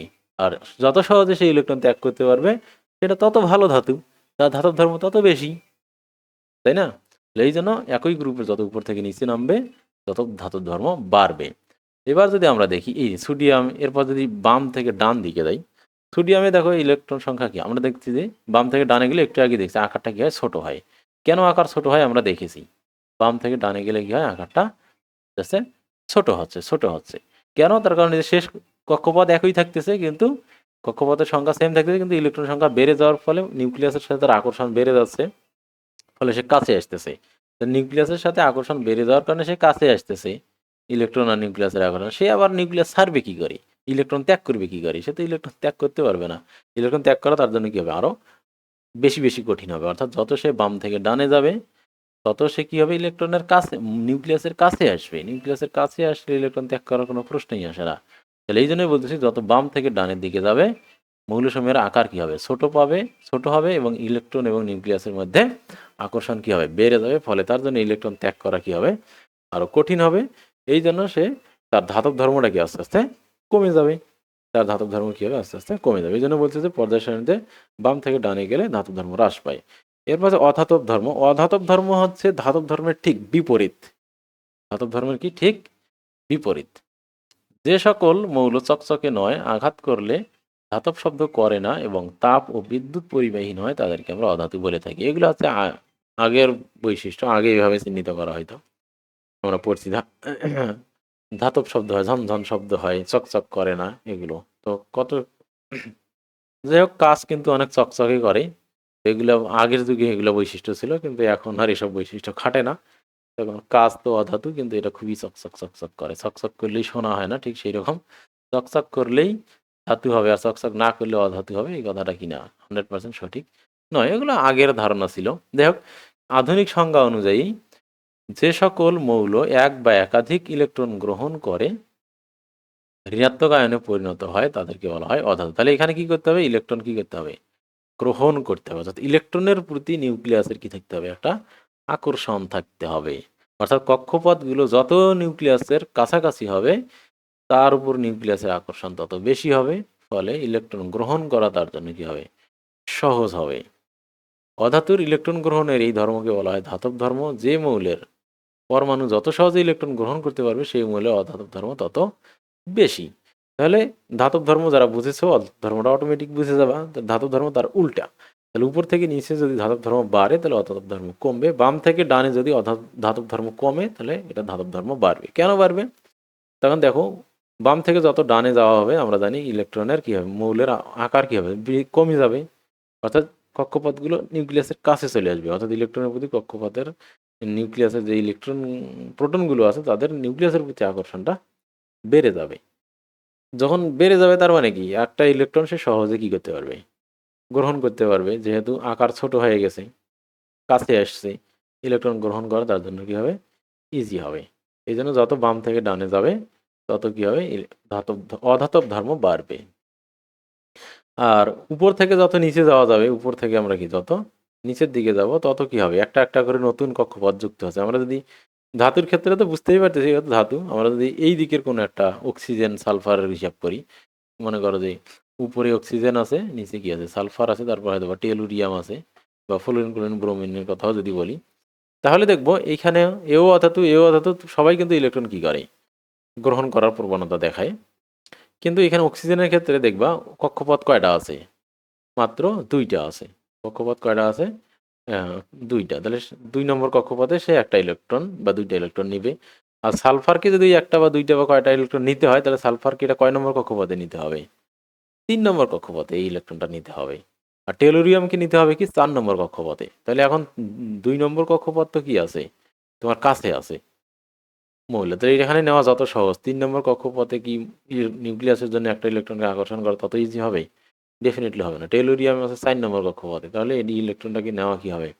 তার জন্য আরও টাফ হবে। ৪ নম্বর কক্ষপথে একটা ইলেকট্রনকে টেনে নেওয়া নিউক্লিয়াসের জন্য কঠিন হবে, তার কারণ এখানে দূরত্বটা বেশি। এই জন্য যত উপর থেকে নিচে যাওয়া যাবে অধাতব ধর্ম কমতেই থাকবে অধাতুগুলোর মধ্যে। আর ধাতুগুলোর মধ্যে তো ওই ধর্ম নাই। তাহলে আমরা দেখলাম কি, উপর থেকে নিচে আসলে ধাতব ধর্ম যেরকম বাড়ে অধাতব ধর্ম কমে, আর বাম থেকে যদি ডানে যাই অধাতব ধর্ম আস্তে আস্তে বাড়বে, কিন্তু ধাতব ধর্ম কি কমবে। ঠিক আছে? তাহলে আকারটা জানা থাকলে এই আকার দিয়ে অনেক সব কিছুই কি করা যায়? ব্যাখ্যা করা যায়। তো পর্যায় সারণীতে যে কোনো পর্যায়ের বাম থেকে ডানে গেলে অধাতব ধর্ম বৃদ্ধি পায়, কিন্তু ধাতব ধর্ম কি কমে। যে সকল মৌল কোনো কোনো সময় ধাতুর মতো আচরণ করে এবং কোনো কোনো সময় অধাতুর মতো আচরণ করে তাদেরকে অর্ধধাতু বা অপধাতু বলে। যেমন 14 নম্বর গ্রুপের যে মৌলগুলো আছে সিলিকন। আবার আধুনিক সংজ্ঞা অনুযায়ী যে সকল মৌল কোনো কোনো সময় ইলেকট্রন ত্যাগ করে আবার কোনো কোনো সময় ইলেকট্রন গ্রহণ করে তাদেরকে অপধাতু বলে। যেমন সিলিকন একটি অপধাতু। তাই সিলিকন ইলেকট্রন নিতেও পারে, দিতেও পারে, যাই হোক শেয়ার করতে পারে। তো তাহলে ইলেকট্রনের মাধ্যমেই কিন্তু এখন বেশিরভাগ মৌলের রাসায়নিক ধর্মগুলো ব্যাখ্যা করা হয়। ঠিক আছে? তো পর্যায় সারণীর যে কোনো একটি পর্যায়ের দিকে লক্ষ্য করলে দেখা যাবে যে বাম দিকের মৌলগুলো সাধারণত ধাতু, বাম দিকেরগুলো সাধারণত ধাতু এবং নিচেরগুলো ধাতু। বাম এবং নিচে ধাতু, ডান এবং উপরে অধাতু। এটা আমরা আগেই দেখিয়েছি। মাঝের মৌলগুলো অধাতু বা অপধাতু এবং ডান দিকের মৌলগুলো সাধারণত অধাতু। তাই ডানেরগুলো অধাতু, বামেরগুলো ধাতু এবং মাঝখানে যেগুলো আছে সেগুলো মোটামুটি অপধাতু হয় বা অধাতু হয়, অধাতু বা অপধাতু। ঠিক আছে, অপধাতু বা অর্ধধাতু। এরপর পারমাণবিক আকার বা ব্যাসার্ধ তো আমি পড়িয়েছি, এটা যদি তোমরা বুঝে থাকো। এরপর হচ্ছে যে আয়নীকরণ শক্তি। এখন আয়নীকরণ শক্তিটা, এটার পর্যায়ভিত্তিক ধর্মের ব্যাখ্যার আগে আয়নীকরণ শক্তি জিনিসটা কি সেটা আগে আমাদেরকে জানতে হবে। আয়নীকরণ শক্তি মানে হচ্ছে যে জেনারেলি আমরা ধরি নেই যে ইলেকট্রন কি করে, কোনো মৌল বিক্রিয়ায় অংশগ্রহণ করে সাধারণত ধাতুগুলো কি করে, ইলেকট্রন ত্যাগ করে। ইলেকট্রন যখন কেউ ত্যাগ করে, ইলেকট্রন ত্যাগ করার জন্য কিন্তু এমনি এমনি ইলেকট্রন ত্যাগ হয় না। তখন আমরা জানি যে ইলেকট্রনগুলো একটা শক্তিতে কি থাকে, যুক্ত থাকে নিউক্লিয়াসের সাথে, মোটামুটি তাদের একটা আকর্ষণ বল থাকে। তাহলে তাকে যদি কি হতে হয়, বের হয়ে করে নিয়ে আসতে হয় কক্ষপথ থেকে, যদি ইলেকট্রনটাকে কি করতে হয়, বের করতে হয়, তাহলে অবশ্যই তার কি থাকতে হবে। আমরা জানি যে এই কক্ষপথ থেকে, নিম্ন কক্ষপথ থেকে উচ্চ কক্ষপথে যেতেই তাকে কি করতে হয়, শক্তি গ্রহণ করতে হয়। বোরের পরমাণু, বোরের মডেল অনুযায়ী এখান থেকে এখানে আসতে কি তাকে শক্তি দিতে হয়। সেখানে এখান থেকে আবার আরও বাইরে নিয়ে আসবো, মানে এর বন্ধন থেকে কি করবো আমরা, মুক্ত করে ফেলবো, তাহলে এর আরও বেশি শক্তি লাগবে। তার মানে কোনো মৌলকে যদি, কোনো মৌলের মধ্য থেকে যদি আমরা একটা ইলেকট্রনকে কি করতে চাই, বের করতে চাই, তাহলে কিন্তু সেখানে শক্তি দিতে হবে, ওর শক্তি বাড়াতে হবে, তাহলেই সে কি করবে, নিউক্লিয়াসের যে আকর্ষণ শক্তি আছে এইটাকে অতিক্রম করে সে কি করতে পারবে, বাইরে চলে আসতে পারে। তো ঘোরার ক্ষেত্রে কোনো একটা জিনিস যখন ঘোরে তখন তাকে কেন্দ্রমুখী বল কি দিতে হয়, এখানে নিউক্লিয়াসেই কেন্দ্রমুখী বলটা কি যোগান দেয়। তাহলে এই বলের লেখে যদি কি করতে হয়, বাইরে চলে আসতে হয়, তাহলে এর কি, এই নিউক্লিয়াসের আকর্ষণের কারণে যে কেন্দ্রমুখী বল আছে তার চেয়ে কি বেশি শক্তি অর্জন করতে হবে, বেশি বল লাভ করতে হবে, যাতে সে করে সে কি হয়, এর বন্ধন থেকে মুক্ত হয়ে যায়। হচ্ছে এই কক্ষপথের, অর্থাৎ নিউক্লিয়াসের যে আকর্ষণের কারণে সে ঘুরতেছে ওইটা যেন ওটা থেকে মুক্ত হইতে পারে।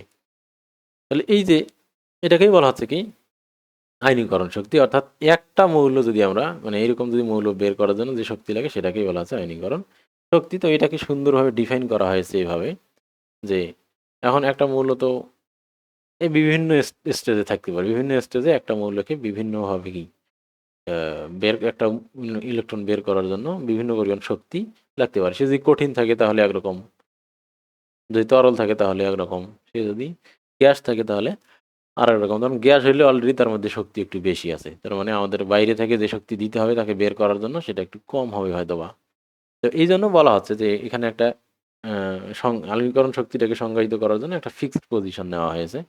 সেটা হচ্ছে কোনো একটা মৌল যখন গ্যাসীয় অবস্থায় থাকবে, গ্যাসীয় অবস্থায় কোনো মৌলের 1 মোল গ্যাসীয় পরমাণু থেকে 1 মোল ইলেকট্রন অপসারণ করে 1 মোল ধনাত্মক আয়নে পরিণত করতে যে শক্তি প্রয়োজন হয় তাকে ওই মৌলের আয়নীকরণ শক্তি বলে। এখন 1 মোল মানে হচ্ছে একক, আমরা জানি এক, এখানে পদার্থের পরিমাণের যে মৌলিক রাশিটা ছিল সেটা হচ্ছে কি মোল, পদার্থের পরিমাণ। একটা মৌল থেকে একটা ইলেকট্রন বের করার মাধ্যমে সংজ্ঞায়িত করা হচ্ছে না, বরং 1 মোল দিয়ে সংজ্ঞায়িত করা হচ্ছে। একটা এবং 1 মোল কিন্তু আলাদা জিনিস। 1 মোলে পরমাণুর সংখ্যা থাকে অ্যাভোগাড্রো সংখ্যার সমান 1.6 ইন্টু 10 ইনভার্স 10^23, এরকম অনেক বেশি থাকে আর কি। ঠিক আছে, মানে 6.23 মানে যাই হোক এরকম আর কি, 10^23, এটা অনেক বেশি থাকে, অ্যাভোগাড্রো সংখ্যার সমান। তো তো এইরকম, তাহলে এখানে শর্ত হচ্ছে কি গ্যাসীয় অবস্থায় থাকতে হবে, মৌলটা কি থাকতে হবে, গ্যাসীয় অবস্থায় থাকতে হবে। ওই গ্যাসীয় অবস্থায় 1 মোল পরিমাণ গ্যাস থেকে 1 মোল পরিমাণ কি করতে হবে, ইলেকট্রন বের করতে হবে। অর্থাৎ 1 মোলের মধ্যে যে কয়টা পরমাণু আছে প্রতিটি পরমাণু থেকেই একটি করে ইলেকট্রন কি করতে হবে, অপসারণ করতে হবে। অপসারণ করতে যে পরিমাণ শক্তি লাগবে সেটাকে বলা হচ্ছে আয়নীকরণ শক্তি। এটা সংজ্ঞাটা এরকম, বাট এটা বোঝার জন্য আমাদের এত কিছু মাথায় রাখতে হবে না।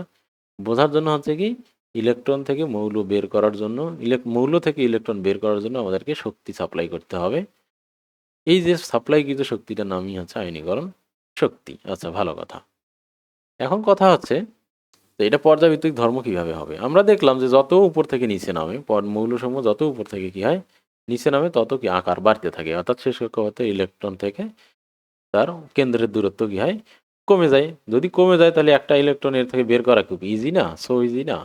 উপরেরটা থেকে এখানে বের করা কি ইজি হবে, অল্প শক্তি দিলেই সে শেষ কক্ষপথের ইলেকট্রনটা কি ছেড়ে দিবে, তার কারণ ইলেকট্রনটা তো অনেক দূরে আছে। এই জন্য কি হচ্ছে, তাহলে যত উপর থেকে নিচে যাওয়া আসা যাবে আয়নীকরণ শক্তি কমতে থাকবে। অর্থাৎ ধাতুসমূহের যে বৈশিষ্ট্য যে পদার্থটা যার ধাতব ধর্ম যত বেশি তার আয়নীকরণ শক্তি তত কম। তার আয়নীকরণ শক্তি তত কম। আয়নীকরণ শক্তি কম হলেই তো সে সহজে কি করতে পারবে? ইলেকট্রন ত্যাগ করতে পারবে। আয়নীকরণ শক্তি কম হলেই তো ইলেকট্রন কি করতে পারবে? সে ত্যাগ করতে পারবে। তাহলে ধাতুগুলোর আয়নীকরণ শক্তি কম হয়। আর যে ধাতু যত বেশি শক্তিশালী অর্থাৎ যত নিচে থাকবে তার আয়নীকরণ শক্তি তত বেশি হবে। কারণ কক্ষপথের সংখ্যা বেশি, শেষ কক্ষপথের একটা ইলেকট্রন দুইটা ইলেকট্রন যে কয়টাই হোক সেটা সহজে ত্যাগ করতে পারবে বা ওখান থেকে ইলেকট্রন বের করার জন্য খুব বেশি বেগ পেতে হবে না। কিন্তু একটা নির্দিষ্ট পর্যায়ের বাম থেকে যখন ডান দিকে আমরা যাব তখন ঘটনা কি ঘটবে? এটা আকার ছোট হইতে থাকবে আস্তে আস্তে। ছোট হইলে ইলেকট্রনের এর সাথে নিউক্লিয়াসের আকর্ষণটা কি হয়? বেড়ে যাবে। যদি বেড়ে যায় তখন আকর্ষণ তো একই ছোট হইলেও আকর্ষণ বেড়ে গেল। ওখান থেকে যদি একটা ইলেকট্রন আমি বের করতে যাই এটা কি ইজি হবে? অবশ্যই ইজি হবে না, এটা কঠিন হবেই। এই জন্য বাম থেকে ডানে গেলে আয়নীকরণ শক্তি বেড়ে যাবে। ঠিক আছে? আর একটা সময় তো অসম্ভব হয়ে যাবে প্রায়। ঠিক আছে? তো সেটার উদাহরণ এখানে দিয়েছে। সোডিয়াম, ম্যাগনেসিয়াম, অ্যালুমিনিয়াম, সিলিকনের মধ্যে আয়নীকরণ শক্তির মান সবচেয়ে বেশি হবে কার? সিলিকনের। তার কারণ সিলিকন বাম দিকে আছে, ডান দিকে আছে। ঠিক আছে?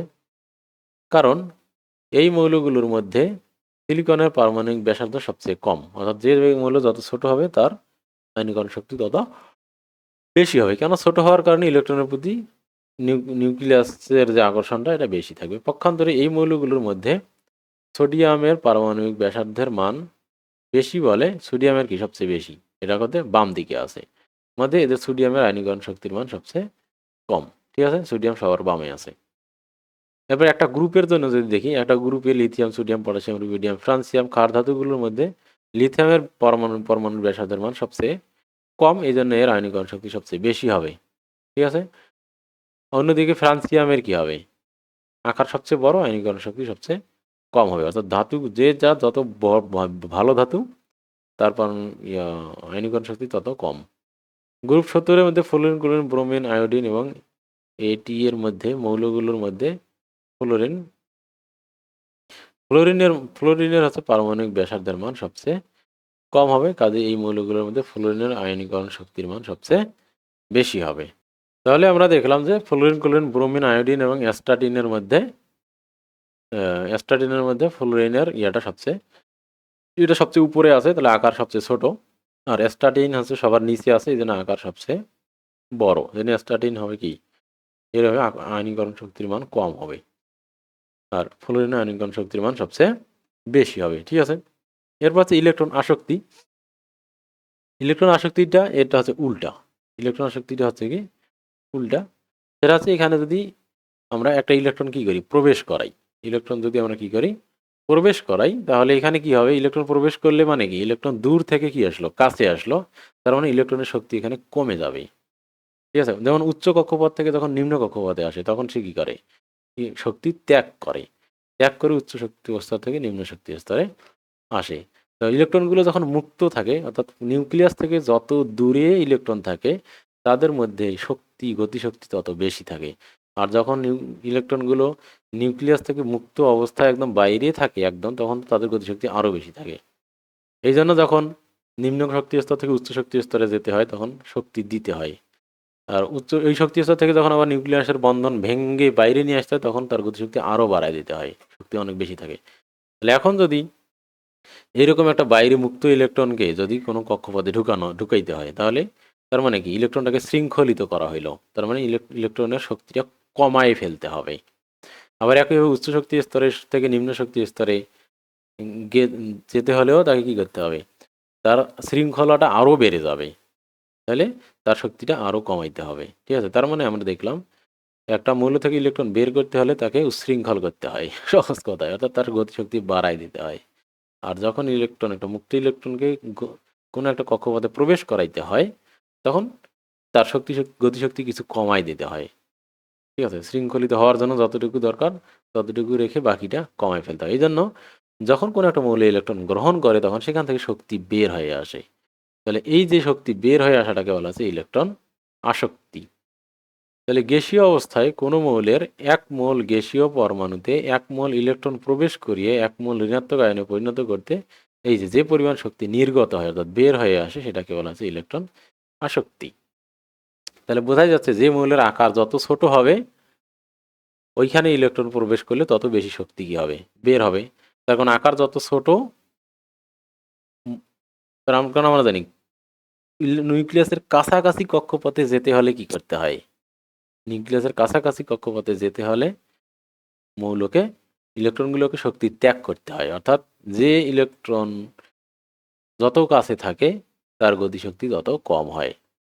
ঠিক আছে, তাহলে যে মৌল যত ছোট হবে ওই ছোট মৌলে যদি আমরা ইলেকট্রন কি করতে পারি, ঢুকাইতে পারি, তাহলে সেখান থেকে অনেক বেশি শক্তি পাওয়া যাবে। তার মানে এখানে পরমাণুর আকারের সাথে কি আছে, একটা সম্পর্ক আছে, অর্থাৎ বাম থেকে ডান দিকে গেলে আকার কি হয়, ছোট হয়।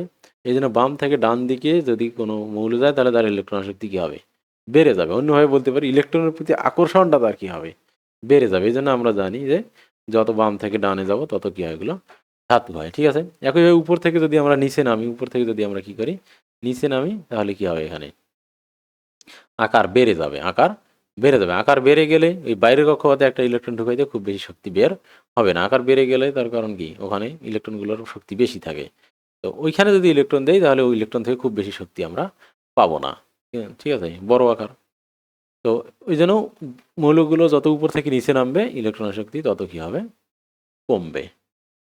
তো এটা অনেকটা ইয়ার মতোই, তাহলে মানে ইলেকট্রন শক্তি এবং আয়নীকরণ শক্তি সেম জিনিস, একইভাবে পর্যায়ে আপত্তিতে হচ্ছে। তো ইলেকট্রন আসক্তি একটি পর্যায়ভিত্তিক ধর্ম। একই পর্যায়ের বামের মৌলের থেকে বামের মৌলের পারমাণবিক ব্যাসার্ধটা কি বেশি, বাম দিকে যেগুলো আছে সেগুলো পারমাণবিক ব্যাসার্ধ বেশি, ডান দিকের মৌলের পারমাণবিক ব্যাসার্ধ কম। পারমাণবিক ব্যাসার্ধ কমলে ইলেকট্রনের আসক্তির মান কি হলো, এই যে বেড়ে গেল। বললাম কি, এটা যত কম হবে ব্যাসার্ধ, পারমাণবিক ব্যাসার্ধ যত কম হবে ওখানে ইলেকট্রন ঢুকাইলে তত বেশি শক্তি আমরা পাবো।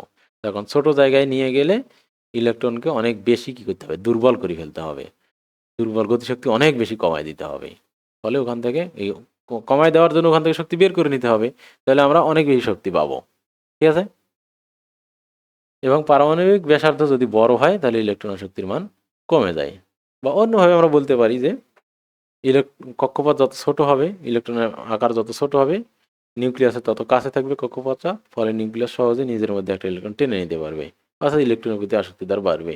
আর পরমাণুর আকারটা যত বড় হবে শেষ কক্ষপথটা দূরে যাবে, ইলেকট্রনের প্রতি নিউক্লিয়াসের যে দূরত্বের কারণে আকর্ষণ বলটা কমবে, ফলে ইলেকট্রন আসক্তিটাও কমে যাবে। ঠিক আছে, তো এই ছিল তোমাদেরকেই পর্যাবৃত্তিক যে ধর্মগুলো, এই ধর্মগুলো আমরা এখানে কি দেখলাম। তো এখন আমরা দেখি যে এখানে যে সমস্যাগুলো আছে সেগুলো দেখি। বলছে যে beryllium, calcium, strontium, barium, magnesium এবং রেডিয়াম এই মৌলগুলোর মধ্যে কোনটির ইলেকট্রন আসক্তি বেশি এবং কোনটির ইলেকট্রন আসক্তি কম। ঠিক আছে, তো সমাধান হচ্ছে barium, beryllium, calcium, strontium, barium, magnesium এবং রেডিয়াম এগুলো হচ্ছে তোমরা দেখো 2 নং গ্রুপের যে মৌল, আস্তে আস্তে উপর থেকে নিচে আছে। তাহলে এই মৌলগুলো পর্যায় সারণীর 2 নং গ্রুপের মৌল। এই মৌলগুলোর মধ্যে বেরিয়ামের পারমাণবিক ব্যাসার্ধের মান সবচেয়ে কম হবে, তখন এটা সবচেয়ে উপরে আছে। যেহেতু একই গ্রুপের উপরে আছে তাহলে এখানে কক্ষপথ আছে মাত্র 2টি। বেরিয়ামের কক্ষপথ আছে মাত্র 2টি, আর রেডিয়ামের কক্ষপথ আছে 7টি। এই জন্য বেরিয়ামের ইলেকট্রন আসক্তির মান কি হবে, সবচেয়ে ইলেকট্রন আসক্তির মান কি হবে, সবচেয়ে বেশি হবে। তবে এটা ছোট, যারা ছোট তাদের ইলেকট্রনের প্রতি আকর্ষণ বেশি হয়, আর যারা বড় তাদের ইলেকট্রনের প্রতি আকর্ষণ কম হয়, অর্থাৎ ইলেকট্রন তারা ত্যাগ করে। আবার রেডিয়ামের পারমাণবিক ব্যাসার্ধের মান সবচেয়ে বেশি, এই জন্য রেডিয়ামের ইলেকট্রন আসক্তি সবচেয়ে কম। ঠিক আছে, ইলেকট্রন আসক্তি সবচেয়ে কম, এই জন্য কি হবে এখানে এগুলো।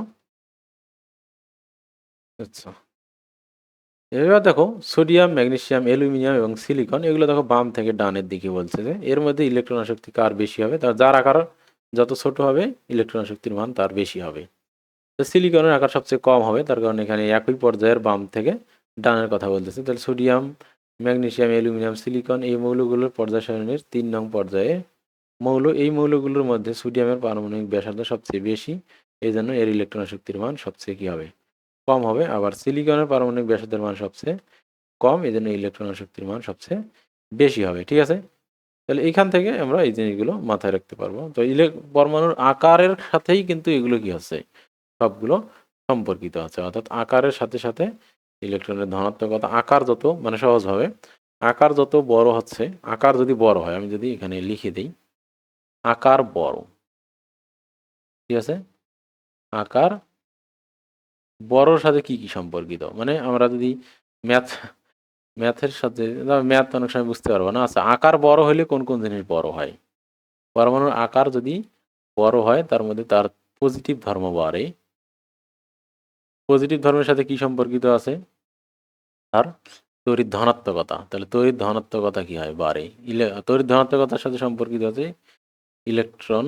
তোমার তো তোমাকে এটাকে কি যেন বলতেছে, তড়িৎ ধনাত্মকতা আছে ইলেকট্রন আসক্তি, না ইলেকট্রন আসক্তির উপরেরটা সেটাকে বলা হচ্ছে আয়নীকরণ শক্তি। আয়নীকরণ শক্তি তার উল্টাটা, আয়নীকরণ শক্তি কম হচ্ছে, অর্থাৎ যার আকার যত বড় হচ্ছে তার আয়নীকরণ শক্তি তত কি হচ্ছে?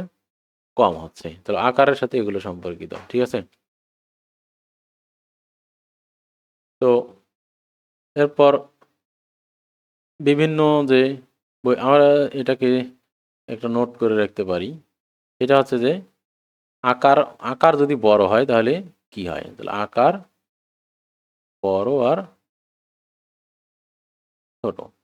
তাহলে প্রথমে হচ্ছে তড়িৎ ধনাত্মকতা।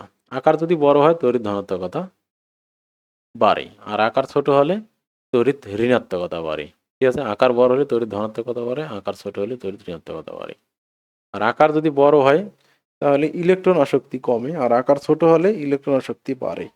ঠিক আছে, এরপরে বৈশিষ্ট্য হচ্ছে ইলেকট্রন, ইলেকট্রন আসক্তিটাই হচ্ছে ওইটা। এরপর হচ্ছে আয়নীকরণ শক্তি।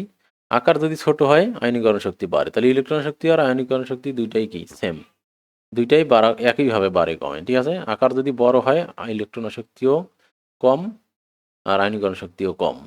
আর আকার যদি ছোট হয়, মানে মোট কথা হচ্ছে ইলেকট্রন নিম্ন কক্ষপথে ছোট মৌলে ইলেকট্রন ঢোকানোও কঠিন, ইলেকট্রন বের করানোও কঠিন। সহজ কথায় ইলেকট্রন বের করতে হলে বেশি পরিমাণ শক্তি বের করতে হয়, আর ইলেকট্রন বের করে নিতে হলে ওখানে অনেক বেশি শক্তি দিতে হয়। এই জন্য আকার বড়, আকার যদি ছোট হয় তাহলে ইলেকট্রন আসক্তির মানও কি বেশি হয়, আয়নীকরণ শক্তির মানও বেশি হয়। ঠিক আছে, আর আকার যদি ছোট আর আকার যদি বড় হয় তাহলে দুইটাই কম হয়, ইলেকট্রনের প্রতি আসক্তিও কম, আবার ইলেকট্রন ওখান থেকে বের করে নিলে আয়নীকরণ শক্তিও কম। ঠিক আছে, তো এইভাবে তোমরা বিষয়গুলোকে কি করবা, মনে রাখবা। তো এরপর দেখো বিভিন্ন ধরনের ধাতু আছে। এই তোমার যে পর্যায়গুলো আছে, পর্যায় সারণীতে যে গ্রুপগুলো আছে, এই গ্রুপগুলোকে, গ্রুপে যে একই ধর্মের যে মৌল, আমরা জানি একই গ্রুপে একই মৌল থাকে, এই মৌলগুলোর কিছু নাম আছে।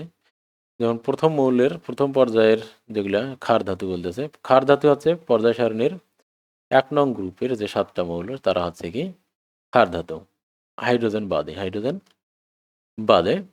তাহলে পর্যায় সারণীর গ্রুপে আছে 7টা মৌল, এর মধ্যে হাইড্রোজেন ছাড়া বাকি যে 6টি মৌল আছে, অর্থাৎ লিথিয়াম, সোডিয়াম, পটাশিয়াম, রুবিডিয়াম আর সিজিয়াম, ফ্রান্সিয়াম, এগুলো হচ্ছে ক্ষার ধাতু। তাহলে ক্ষার ধাতুর সংখ্যা কয়টা? 6টা। এই 6টি মৌলের প্রত্যেকটি পানিতে দ্রবীভূত হয়ে হাইড্রোজেন গ্যাস এবং ক্ষার তৈরি করে, বলে এদেরকে কি বলে? ক্ষার ধাতু বা অ্যালকালি বলে। তাহলে এদের কমন যে সংকেত সেটা হচ্ছে কি ক্ষার ধাতু। যদি আমরা এম ধরি তাহলে এম ও এইচ তৈরি করে তারা, এম ও এইচ তৈরি করে। এম আছে ক্ষার ধাতু যদি ধরি নেই, আর ও এইচ হচ্ছে পানির ওয়েজ আয়ন। তাহলে এইরকম করে একটা তারা কি করে, এটা হচ্ছে ক্ষার, ক্ষার তৈরি করে। এরপর আছে মৃৎক্ষার। মৃৎক্ষারের ক্ষেত্রেও তাই 2 নং পর্যায়ের যে মৌলগুলো আছে সেগুলো হচ্ছে মৃৎক্ষার ধাতু। 2 নং পর্যায়ের গ্রুপে beryllium, magnesium, calcium, strontium, barium, এখানে 6টাই আছে, এবং রেডিয়াম, এই 6টি মৌল আছে। এই মৌলগুলোকে মৃৎক্ষার ধাতু বলে। এই ধাতুগুলোকে মাটিতে বিভিন্ন যৌগ হিসেবে পাওয়া যায় জন্যই কি এদেরকে মৃৎক্ষার বলে। তাহলে এরা কি পাওয়া যায়? এদেরকে মাটিতে পাওয়া যায়, অর্থাৎ 2 নম্বর গ্রুপের যে মৌলগুলো আছে তাদেরকে মাটিতে পাওয়া যায়, এই জন্য তাদেরকে মৃৎক্ষার ধাতু বলে। এরা ক্ষার তৈরি করে, এজন্য এদেরকে সামগ্রিকভাবে মৃৎক্ষার ধাতু বলে। ঠিক আছে, তাহলে ক্ষার ধাতুগুলোকে ক্ষার ধাতু কারা? ওরা ক্ষার তৈরি করে, পানির সাথে বিক্রিয়া করে, কিন্তু মাটিতে পাওয়া যায় না। আর মৃৎক্ষারগুলো ক্ষারও তৈরি করে, মাটিতেও পাওয়া যায়, এই জন্য এরা হচ্ছে কি মৃৎক্ষার ধাতু। এদের সাধারণ ক্ষার ক্ষারীয় সংকেত আছে MOH2। তার কারণে এদের যোজনী কত? 2, এই জন্য MOH কি হবে? 2 হবে। ঠিক আছে, এরপর হচ্ছে দেখো মুদ্রা ধাতু। মুদ্রা ধাতু হচ্ছে গ্রুপ 11-র যে ধাতুগুলো আছে এগুলোকে বলা হয় মুদ্রা ধাতু। তাহলে গ্রুপ 11-র এই 4টি ধাতু, গ্রুপ 11-এর 4টি মৌল আছে, 11 নম্বরে 4টাই থাকে, কপার, সিলভার, গোল্ড এবং রন্টজেনিয়াম, এই 4টি মৌল। এর মধ্যে প্রথম 4টাকে বলা হয়, এই 4টে মৌলের প্রথম যে 3টি আছে, এই 4টি মৌলের প্রথম 3টি মৌলকে মুদ্রা ধাতু বলা হয়। কারণ এই গ্রুপের মৌল, এই গ্রুপের সবচেয়ে নিচের মৌল রন্টজেনিয়াম ছাড়া আর বাকি যে 3টি আছে কপার, সিলভার, গোল্ড, এগুলো দিয়ে প্রাচীনকালে মুদ্রা তৈরি করা হতো এবং ব্যবসা বাণিজ্য ও বিনিময়ের মাধ্যম হিসেবে ব্যবহার করা হতো। ঠিক আছে? তাহলে কাগজের টাকার আগেই কিন্তু গোল্ড এবং সিলভারের টাকা ছিল।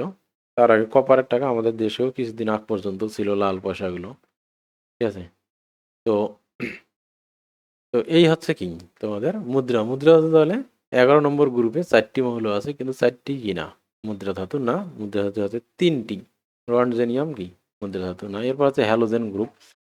7 নম্বর গ্রুপটাকে বলা হচ্ছে হ্যালোজেন গ্রুপ। 17 নম্বর বা 7A বলা হয় ওটাকে, 7A বা 17। তো 10-এর পর মূলত 13 এর পর যে গ্রুপগুলো আছে ওগুলো থেকে যদি আমরা 10 বাদ দিই তাহলে সেটাকে 7A গ্রুপ বলে। যেমন 13 নম্বর গ্রুপ, 13 নম্বর গ্রুপ থেকে যদি আমরা বাদ 13 বিয়োগ 10 তাহলে হচ্ছে 3, এটাকে 3A গ্রুপ বলে। তাহলে যে গ্রুপগুলো কি 13 থেকে 13 এর পরের যে গ্রুপগুলো আছে, 13 সহ 13 এর পরের যে গ্রুপগুলো ওগুলো থেকে যদি আমরা 10 বাদ দিই তাহলে 10 বাদ দিয়ে যেটা পাওয়া যায় সেটাকে বলা হয় তত এ। অর্থাৎ 13 নম্বর গ্রুপ, 13 থেকে 10 বাদ দিলে হবে 3, 3A। তাহলে 13 নম্বর গ্রুপকে 3A বলা হবে। ঠিক আছে? 1A 1B। আর বা তোমার 3 থেকে যে 10 নম্বর গ্রুপগুলো আছে, 3 থেকে 12 নম্বর গ্রুপ, এগুলোকে বি বলে। 3B 3 4B এরকম করে বি গ্রুপ বলে এগুলোকে। তো যাই হোক, আহ, এরপর আছে তাহলে হ্যালোজেন আমরা বললাম যে গ্রুপ 7 অথবা 7, গ্রুপ 7A অথবা গ্রুপ 17। এর 6টি মৌলকে হ্যালোজেন বলা হয়। এই হ্যালোজেন গ্রুপের 6টি মৌল হচ্ছে fluorine, chlorine, bromine, iodine, astatine এবং টেনেসিন। এসব হ্যালোজেন মৌলকে এক্স দ্বারা প্রকাশ করা হয়। হ্যালোজেনের সাধারণ সংখ্যা হচ্ছে এক্স। হ্যালোজেন মানে হচ্ছে লবণ উৎপাদনকারী, এটা মাথায় রাখতে হবে খুব ভালো করে, এটা এমসিকিউতে আসে, ক নম্বরেও আসে। হ্যালোজেন মানে হচ্ছে লবণ উৎপন্নকারী, অর্থাৎ এরা কি করে ক্ষার ধাতু এবং মৃৎক্ষার ধাতুর সাথে যুক্ত হয়ে খাদ্য লবণ তৈরি করে। ঠিক আছে? এর উৎস হচ্ছে সামুদ্রিক লবণ, এর মূল উৎস হচ্ছে সামুদ্রিক লবণ। তাহলে এগুলো মূলত সমুদ্রে পাওয়া যায়। হ্যালোজেন মৌলগুলো সাথে ধাতু যুক্ত হয়ে লবণ তৈরি হয়। তাহলে লবণ কীভাবে তৈরি হয়? এই হ্যালোজেনগুলো ধাতু এবং মেনলি ক্ষার ধাতু বা মেনলি ধাতুগুলোর সাথে যুক্ত হয়ে তোমার লবণ উৎপন্ন করে। যেমন ফ্লোরিন সোডিয়ামের সাথে যুক্ত হয়ে সোডিয়াম ফ্লোরাইড লবণ তৈরি করে, ক্লোরিন সোডিয়ামের সাথে যুক্ত হয়ে সোডিয়াম ক্লোরাইড লবণ তৈরি করে। এটাই মূলত আমরা খাই। এরা নিজেরাই নিজেদের মধ্যে ইলেকট্রন ভাগাভাগি করে আবার দ্বিমৌল অণু তৈরি করে, যেমন ক্লোরিন 2, আয়োডিন 2 ইত্যাদি। তাহলে এরা নিজেদের মধ্যে যখন বিক্রিয়া করে এরা দ্বিপরমাণুক গ্যাস। এরা হচ্ছে কি দ্বিপরমাণুক গ্যাস। এরা নিজেদের সাথে দুইটা হয়ে যুক্ত থাকে। এরপর হচ্ছে নিষ্ক্রিয় গ্যাস। পর্যায় সারণীর 18 নম্বর গ্রুপ বা 8A গ্রুপের মৌলসমূহকে নিষ্ক্রিয় গ্যাস বা ইনার্ট গ্যাসেস বলে। অনেক সময় ইংরেজি নামটাও মাথায় রাখতে হয়, তখন এটাই দিয়ে দেয়, তখন হয়তো তোমরা বুঝতে পারবা না। এই মৌলগুলো হচ্ছে হিলিয়াম, নিয়ন, আর্গন, ক্রিপ্টন, জেনন, রেডন এবং ওগানেসন। ঠিক আছে? ওগানেসন। এই মৌলগুলো সবচেয়ে বাইরের শক্তি স্তরে প্রয়োজনীয় ইলেকট্রন দিয়ে পূর্ণ থাকে। তো শেষ কক্ষপথে সর্বোচ্চ সংখ্যক ইলেকট্রন যতগুলো ধরে ততগুলোই থাকে বলে এরা ইলেকট্রন বিনিময় বা ভাগাভাগি করে কোনো যৌগ গঠন করতে চায় না। রাসায়নিক বন্ধন গঠন বা রাসায়নিক বিক্রিয়ায় এরা নিষ্ক্রিয় থাকে বলে এদেরকে নিষ্ক্রিয় মৌল বা নিষ্ক্রিয় গ্যাস বলে। নিষ্ক্রিয় গ্যাসগুলো সাধারণ তাপমাত্রায় গ্যাস হিসেবে থাকে। তাহলে এরা সাধারণ তাপমাত্রায় সবাই কি থাকে? গ্যাস হিসেবে থাকে। তবে নিষ্ক্রিয় মৌলগুলো যে বিক্রিয়ায় অংশগ্রহণ করে না কথাটা সম্পূর্ণ সত্য না। তারা কি করে? বিক্রিয়ায় অংশগ্রহণ করে, তবে বিশেষ ক্ষেত্রে। জেনারেল মৌলগুলো যেরকম জেনারেলি কি করে? সহজেই বিক্রিয়া করে। নিষ্ক্রিয় মৌলগুলো বিশেষ ক্ষেত্রেই শুধুমাত্র কি করে? বিক্রিয়া করে। ঠিক আছে? ওটা পরে জানা গেছে, কিন্তু নামকরণগুলো আগে করা হয়েছে, এই জন্য নামগুলো থেকেই গেছে। এরপরও তারা সাধারণ মৌলগুলোর চেয়ে অনেক বেশি নিষ্ক্রিয়, মানে একদম ফুল নিষ্ক্রিয় না। এরপর আছে অবস্থান্তর মৌল বা এগুলোকে ডি ব্লক মৌল বলা হয়। পর্যায় সারণীর 3 নং গ্রুপ থেকে 12 নং গ্রুপের যে মৌলগুলো সেগুলোকে অবস্থান্তর মৌল বলে। অবস্থান্তর মৌলগুলো যে সকল যৌগ গঠন করে সে সকল যৌগ রঙিন হয়। তাহলে অবস্থান্তর মৌলের একটা বিশেষ বৈশিষ্ট্য হচ্ছে কি এরা রঙিন হয়। অবস্থান্তর মৌল বিভিন্ন বিক্রিয়ার প্রভাবক হিসেবে কাজ করে। যেমন 10 নং গ্রুপের মৌল নিকেল একটি অবস্থান্তর মৌল, এটি বিভিন্ন বিক্রিয়ায় প্রভাবক হিসেবে কাজ করে। তাহলে অবস্থান্তর মৌল কোনগুলো? গ্রুপ 13 থেকে 3 থেকে সরি গ্রুপ 3 থেকে 12 পর্যন্ত যে মৌলগুলো আছে, অর্থাৎ পর্যায় সারণীর যে নিচের যে অংশটুকু, পর্যায় সারণীতে এইরকম না, পর্যায় সারণীর শেপটা তো অনেকটা এইরকম।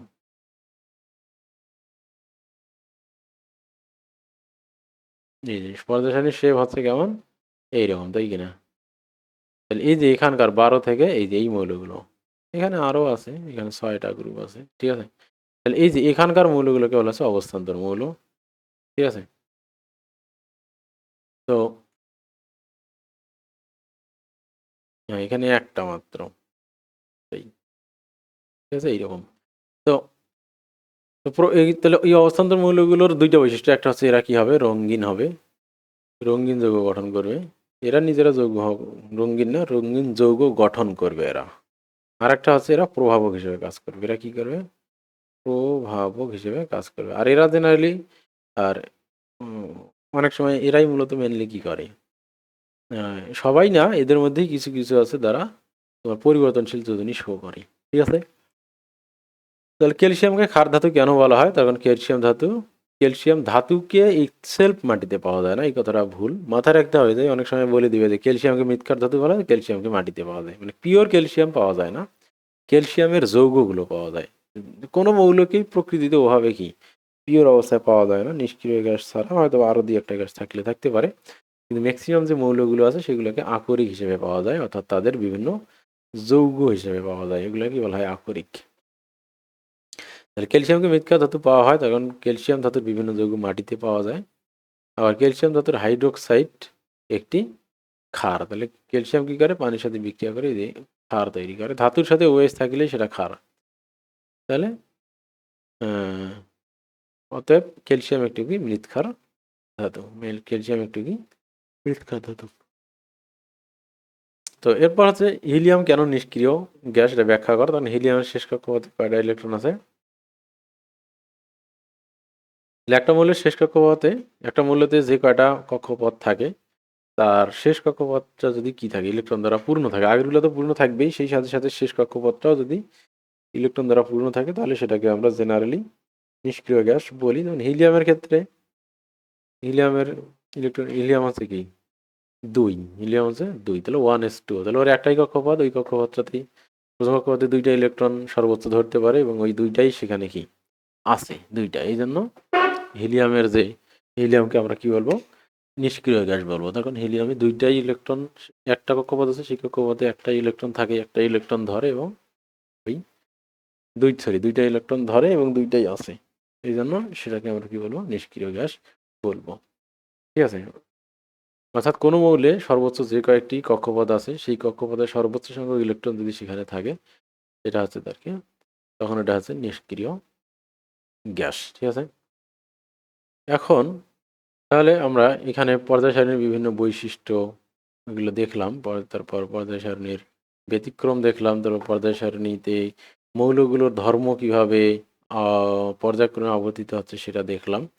এরপর এই অধ্যায়ের যে বাকি অংশগুলো আছে এটা আমরা কি করব? নেক্সট ক্লাসে দেখব। তখন এই ক্লাসটা অলরেডি ১.৫ ঘন্টা হয়ে যাচ্ছে প্রায়। তো নেক্সট ক্লাসে আমরা এই অধ্যায়ের বাকি যে অংশটুকু আছে সেটা শেষ করব। ইনশাআল্লাহ। আমাদের সাথে থাকার জন্য তোমাদেরকে অসংখ্য ধন্যবাদ।